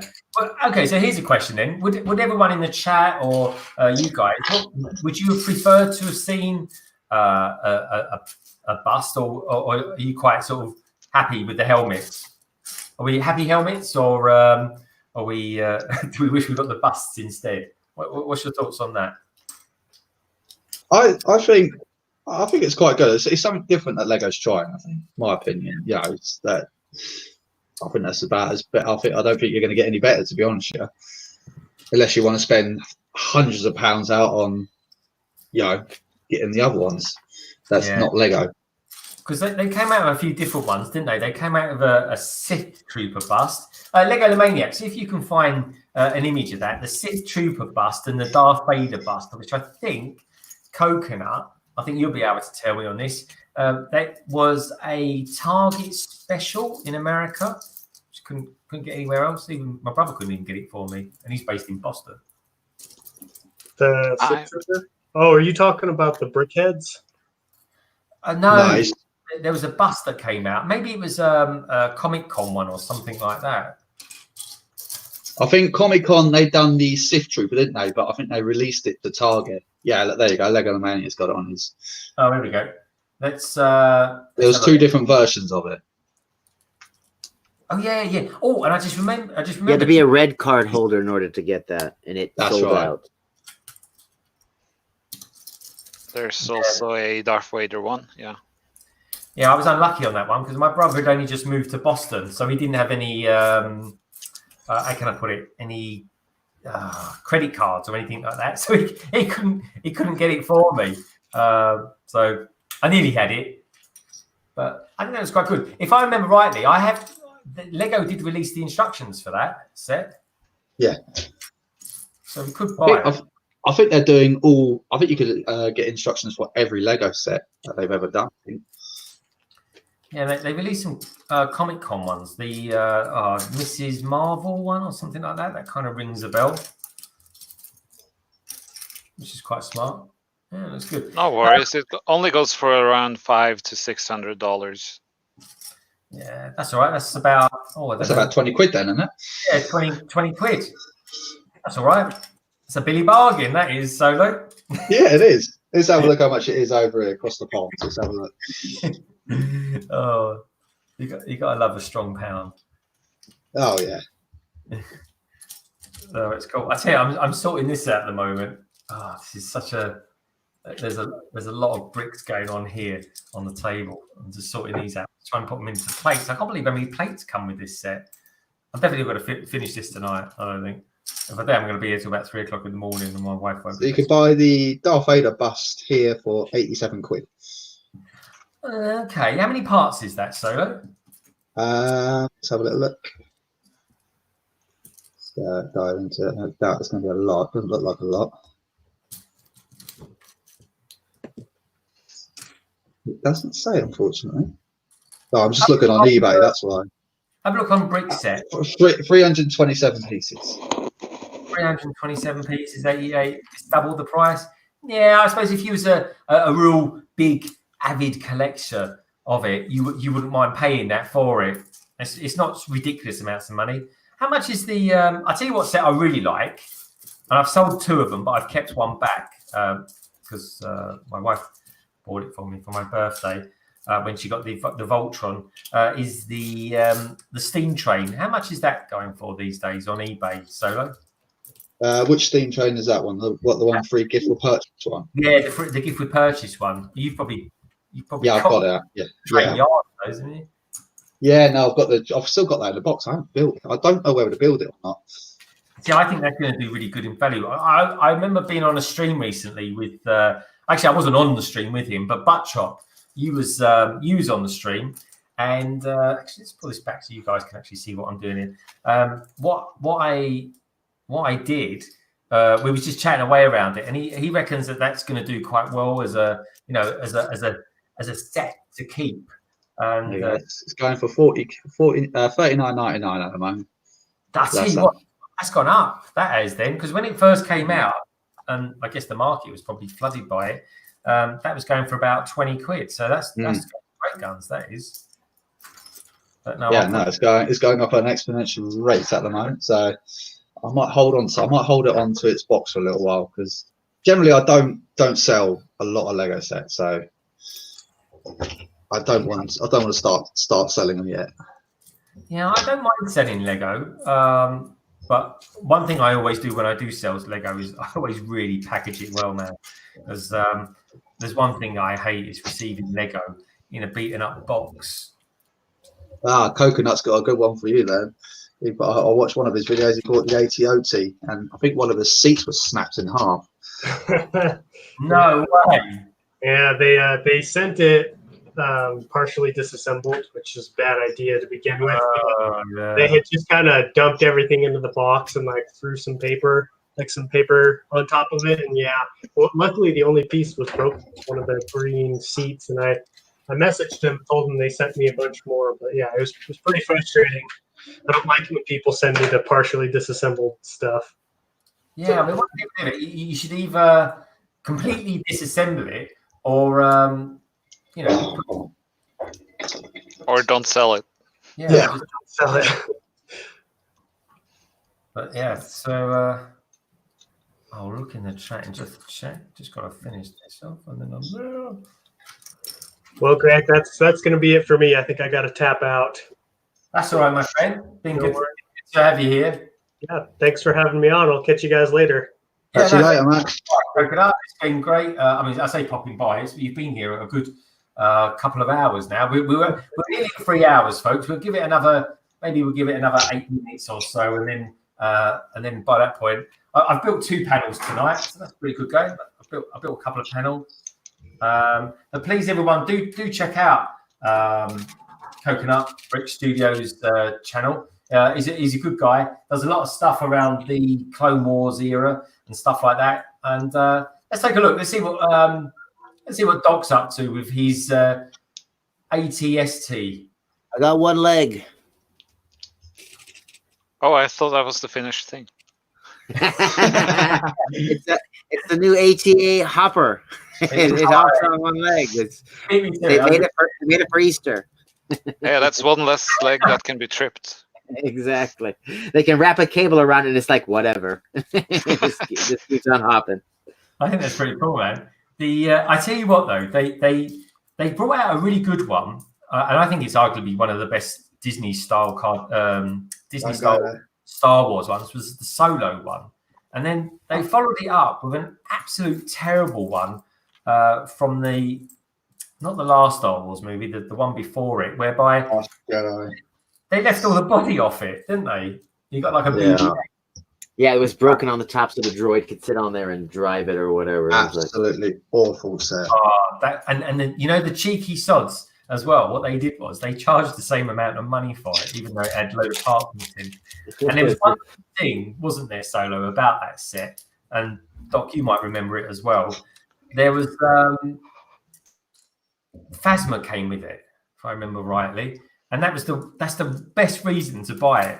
But I got to say, I didn't bother, and I just bought Phasma by herself, literally off the guy that I get stuff from. Yeah, I thought I just out and out refused to buy Phasma. I think she was the most wasted character, absolutely wasted. They got a brilliant actress as well to play her, and just wasted her. Yeah, well, the whole thing, she just didn't do anything other than, you know, get. I mean, it was almost like she was like an agent or something. It's like, we'll get hold of Phasma and she'll do whatever we tell her to do. Just point a gun at her head or a blaster at her head. She'll just do it. I think they tried creating the next Boba Fett and just failed miserably. Well, she had as many lines as had more lines than Boba Fett, and she vanished like Boba Fett. But, you know, they shouldn't have done it because it was like, there should have been in the final movie the final confrontation between Phasma and Finn. We needed the final, battle without the hats on, so that we could see their face, see the emotion on them, see Finn finally break free of the First Order, see the First Order die, by her dying or whatever at the same time while Rey is, defeating the Emperor and all. It's like it was like missed opportunity for the new trilogy characters, which drove me crazy about the whole new trilogy. It's like, you got a bit of that. He bonked on her head and a bit of her helmet broke off. Yeah, exactly. But then she, obscurely fell into the fire. So it would have been cool if she would have came back. She'd have been more disfigured or whatever and been like, Phasma returns. And she had a part in the movie to play. But that's the thing, you see. There was an actual deleted scene from The Last Jedi. You might have seen it. And she comes back up. And it was beautiful because, Finn's standing there telling him, you betrayed the First Order and all that kind of stuff. It was great. Why delete that bit? Yeah. And she killed them all, didn't she? She killed she killed all the stormtroopers first and then that was. I mean, she still went out like a moron, but, it just made sense. It made sense. But, yeah, they messed that up. They messed up that character badly. No, I agree completely. Yeah,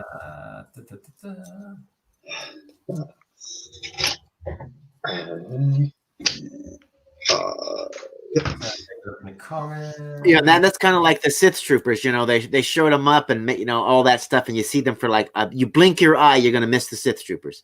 I thought that was gonna happen. I was always thinking, I was told what this is about. I bet those Sith troopers are just gonna turn there and die, but you're only gonna see them for like 5 seconds. Oh. Sometimes. Just like the Knights of Ren, were they even, you saw them in a flashback, you were supposed to see them in episode 2, the second one or whatever, but they weren't in it. And then the third one, they stand there talking about something, and that's it. That's the problem when you've got so many different directors. And that's the problem. Too many directors, not with one vision. That's the whole problem with all that, in my opinion. Yeah. Oh, yes. In the chat, we've got Trick or Brick saying, I'll get the mosaics for the parts. So, yeah, that's quite a new thing. Buttchop says, cut the crackle, Death Star Gunner. We've got some Gonna Be, great shout, Buttchop. Trick or Brick, deeper on Bricklink. It probably is, actually. Trick or Brick's your man, he'll tell you. Buttchop, we're on Ninja with the bricks. I'm having trouble scheduling you and time slots for the 72-hour stream. Okay. Buttchop, did you, just out of interest, Buttchop, did you get my email? I did email you to say I definitely want in on that, my friend. So let me know if you did or didn't. But anyway, I have got your email. So let me know if there's any room to squeeze me in somewhere, mate. That'd be good to be a part of that. And also, what's the date? What's the date as well for the 72-hour stream? It's in July. What is it, Doc? It's in July. 6, did you say? 6th of July? No, I said it's in July. I couldn't tell you I got you. But it starts on a Friday. I don't know what time it's gonna start on a Friday, but I think it starts Central Time. So Central Time is the time. Okay. No, that's cool, man. That's pretty cool. Buckchop says Colonial Plasma was a terrible character made for the movies that destroyed an already broken franchise. Yeah, I got to agree, Buckchop. I definitely agree. Phasma. I mean, with a name like Phasma, and you're wearing an armor like she was wearing, yeah, a wasted opportunity by a mile. Crackle says the whole sequel trilogy is like those drawings when you fold a piece of paper in thirds and each person draws a bit without seeing what the other person drew. Yeah, you're probably right. Actually, it really was. It was. It's a bit like what Doc has said in other streams that I've been part of, whereby if the main villain at the end is going to be the Emperor, then you need to know that someone is pulling Snoke's strings, and you need to know that there's a possibility that there's someone else there as well, like a bit of mystery, like because Doc, didn't they say in the what was it? When people found out about it, there was a signal coming about Palpatine still being alive, and right, that was for the beginning of the last movie, but that should have been included in the second movie. Yeah, I agree. Fortnite's canon now, isn't it? I guess the entire speech, I guess only part of the speech is in the movie, but the complete speech is in Fortnite. Yeah, absolutely ridiculous that was. Yeah, and also as well, and of course he turns out to be a clone. Apparently, in the book version, in the literature version of Skywalker Rises and all that lot. It turns out that Palpatine is actually a clone. So I don't know why they had to make that. Why that had to be, but it certainly became a thing in the end. Yeah, I thought they should have just let Kylo Ren go for it and become the supreme leader and, defeating him at the end. But I think that ruined JJ's whole story of his whole idea was let's make the good guy, because he wanted the good guy to turn evil and the bad guy to turn good is what he wanted to do. But it got all screwed up in the second movie. So it was no choice but to, she's just going to, marry Sue it all the way to the end. Yeah, Buttchop, if I can have a particular time, Buttchop's asked me about a time slot for the stream. Somewhere around 8 o'clock, mate. Is it? If it's a weekend, I can do 5 o'clock. If it happens to be a working day, I think they're doing it over the weekend. Aren't you doing a Friday, Saturday, and Sunday? Yep, it ends Sunday night. Yeah. So to be honest, if it's Friday, I can do 8 o'clock. If it's Saturday, which would be my preference, I can do 5 o'clock. All those sort of times. I kind of like doing late afternoon ones or early evenings here in the UK. And I'm happy to do a little bit on Friday, a little bit on Sunday, a little bit on Saturday. Really, it's whatever works. To be honest, I'm happy to sort of chop in or have people come in on me, and I can go in on them. But yeah, Saturday 5 o'clock would be my absolute perfect time. So you got it. Works for you, mate. That'd be cool. You got the slot. Yeah, I got the slot. Fantastic. Saturday 5 p.m. Cheers, buddy. I really appreciate that. Thank you, Buckshot. That's brilliant. So Cut the Craggle asked earlier what other helmets we would want from Lego. Oh, okay. And how about a Phasma helmet? A completely shiny helmet. Yes. That you got to build with gloves in order to keep it shiny. Oh, yeah. Dog, any old excuse for you. I agree. I think Phasma is a really good shout. But bearing in mind, Phasma will look a lot like the Stormtrooper. But what would really set it off is, like you say, the chrome parts, not grey. That would definitely have to be chrome, yeah. Chrome, yeah, none of that. And I don't think Lego would go there because of it. But I tell you what, if these three sell well that they come out with, I bet you any tea in China, right, that there'll be some clever folk out there that come out with some really chromed off parts, and they'll end up bringing out their own version of Phasma. Yeah. And, well, here you go. How about this for one then? Why not a 501 trooper? Yeah, I reckon we will get a clone trooper helmet. No Yeah. doubt about that. Yeah. Whether it be 501st, it's got to be coloured. It has to be coloured because obviously it'll look too close to Stormtrooper. Yeah, I reckon so. I'm trying to think of. I'll guess they'll probably do 212. I would guess the yellow ones. Cody's on. That's Cody's lot, isn't it? That's Cody's, yeah. Well, I mean, you've got Boba Fett, you've got the Mandalorian. Well, Boba Fett's already been done, isn't he? They're doing his helmet. Oh, I know one. What about what's his name? Darth Maul. He's not a helmet. He's not a helmet. That's a good point, actually. Sorry. How about Anakin's pod racer helmet? No. What? No, that's good because you just made what I said sound good. That's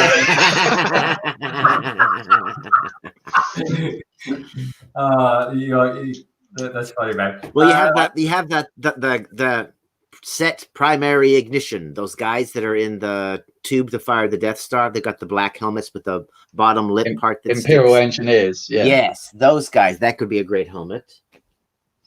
Well, no, the Imperial Gunners, aren't they? That's what they are. Yeah. Yeah.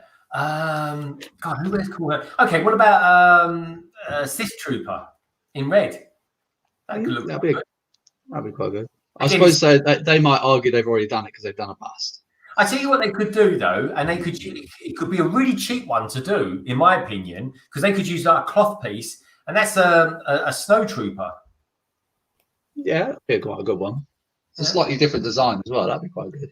Yeah, but all it would need is like a Technic structure underneath, just so you can see the mouth and stuff like that, and then you've got this cloth piece that goes over it. That could be quite good.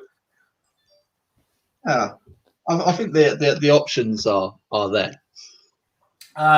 Butt chop, I'm happy to do a couple of hours. Does that work? 2 hours? The caffeine normally wears out after about a couple of hours, but yeah, I'll be happy to do 2 hours. If you need me to do 3 hours, I'll be happy to do 3 hours as well. And I'll ask around as well if there's anyone who wants to join me, like Solo and whoever is out there, Doc, anyone or two who's out. But anyway, yeah, a couple of hours, 3 hours. Whatever works, mate. Or if you just want me to do an hour, I'll be happy just to do an hour. So it's whatever works for you. Somewhere between an hour and 3 hours. I'm easy. Thank you, Buckshot. Clicks Films Melbourne says IG-11 Paul Scout Troopers handpiece of Lego version. I made that as a joke video. Yeah, I'll have to check out your Clicks Film Melbourne. I'll be checking out your channel a little bit later. So and please do subscribe to my good friends here on the they're guesting in the channel as well. Moto says Luke's Red 5 helmet. Oh yeah, some Rebel helmets. Why not that? I reckon you'll be quite disappointed by that London Bridge because I reckon that they'll do that and then you'll get Anakin's helmet. I want to. Okay, I'll go for Darth Vader then. How about that? No one said Darth Vader yet. Moto said Darth Vader. Oh, Moto. I think Cut the Craggle also mentioned Vader earlier. Ninja Brick says, laugh out loud. I was actually thinking that Lego Maniac. I don't think that is a bad idea. Maybe Blue, I think. No, pose Rebel helmet. Yeah, I'd go with that. I'd go with that. That's pretty cool. Well, it sounds like Solo's crying. Yeah, I'm crying on the inside. It's now getting so loud. It's breathing through. I think that's a good shout there, Ninja. I'm with you on that. Says, got you 2 hours. It can always be adjusted very quickly. Thanks, Buckchop. 2 hours is fantastic, mate. And if you need me to fill any voids on Sunday, let me know. Just think about that for that one, mate. But thank you so much for giving me Saturday at 5. I really appreciate that, mate. That's very kind of you. So I think at that point, I think we're nearly finished, girls and boys. We've been streaming for 3 hours, 8 minutes, and if you really need to know it, 40 seconds as well. But I think Doc's built a big chunk of his ATST. Doc, do you want to show us the... I got leg number 2, getting close. That is a leg, all right. That is a leg. I like it. And you've applied the stickers as well. Good man. Yeah. I'm loving the stickers on the feet. I think they look really good. I think they look, and you've applied them well, my friend. You've done a great job there. I'm loving them. Cool. That's why I'm loving them on the stuff. Oh, they look beautiful. That's really cool. That's really cool, man. That's very nice. All right, Solo, give us a quick twirl of what you've built tonight, my friend. Well, 5 bags done. Taking a break now. I'll probably pick up another time. I've got that set to build. I've got that set to build, and I really like that. I think that's very cool looking, my friend. All the troopers are done. Oh, show us the Sith Trooper. Put the Sith Trooper up to the camera. Let's take a look at that. Yeah, they are cool, man. I do like his blaster. I do like that. Yeah, that is a good-looking blaster. Oh, Garligate. Garligate, we're off to bed soon. We're going to be hitting the sack. The Lego sack. It looks good, mate. Well done, Solo. That's great. I'd show you what Lego the Maniac has built, but he hasn't built bugger all. He's done less than me. But what he will be doing is building this epic, ginormous Executor Star Dreadnought on May the 2nd. In his 24 I haven't built anything because I'm resting for that event. Yeah. He's having special physio on his fingers in readiness for that one. Yes, and what have I built today? Well, folks, let me show you what I've built. I've built 2 panels. And I've hosted a show, and it's been great to have you all here. If you want to take one last look, I don't know if you've seen this yet, Buttshot, but this is what I've been building over the course of of only a couple of weeks. I've only actually been doing it probably for about, I think, 5 hours, maybe 6 hours. It depends. I think all in average is about 8 hours per person. But yeah, there's the ATAT. There's a way of getting into the compartment there. What I've built is the panels that goes on there, and I've just got the head to finish off. I'll do that in the morning when there's no one looking. I'll probably knock that out quite quick. But yeah, no, I'm loving that. There'll be some pictures out. I'll do a speed build of it.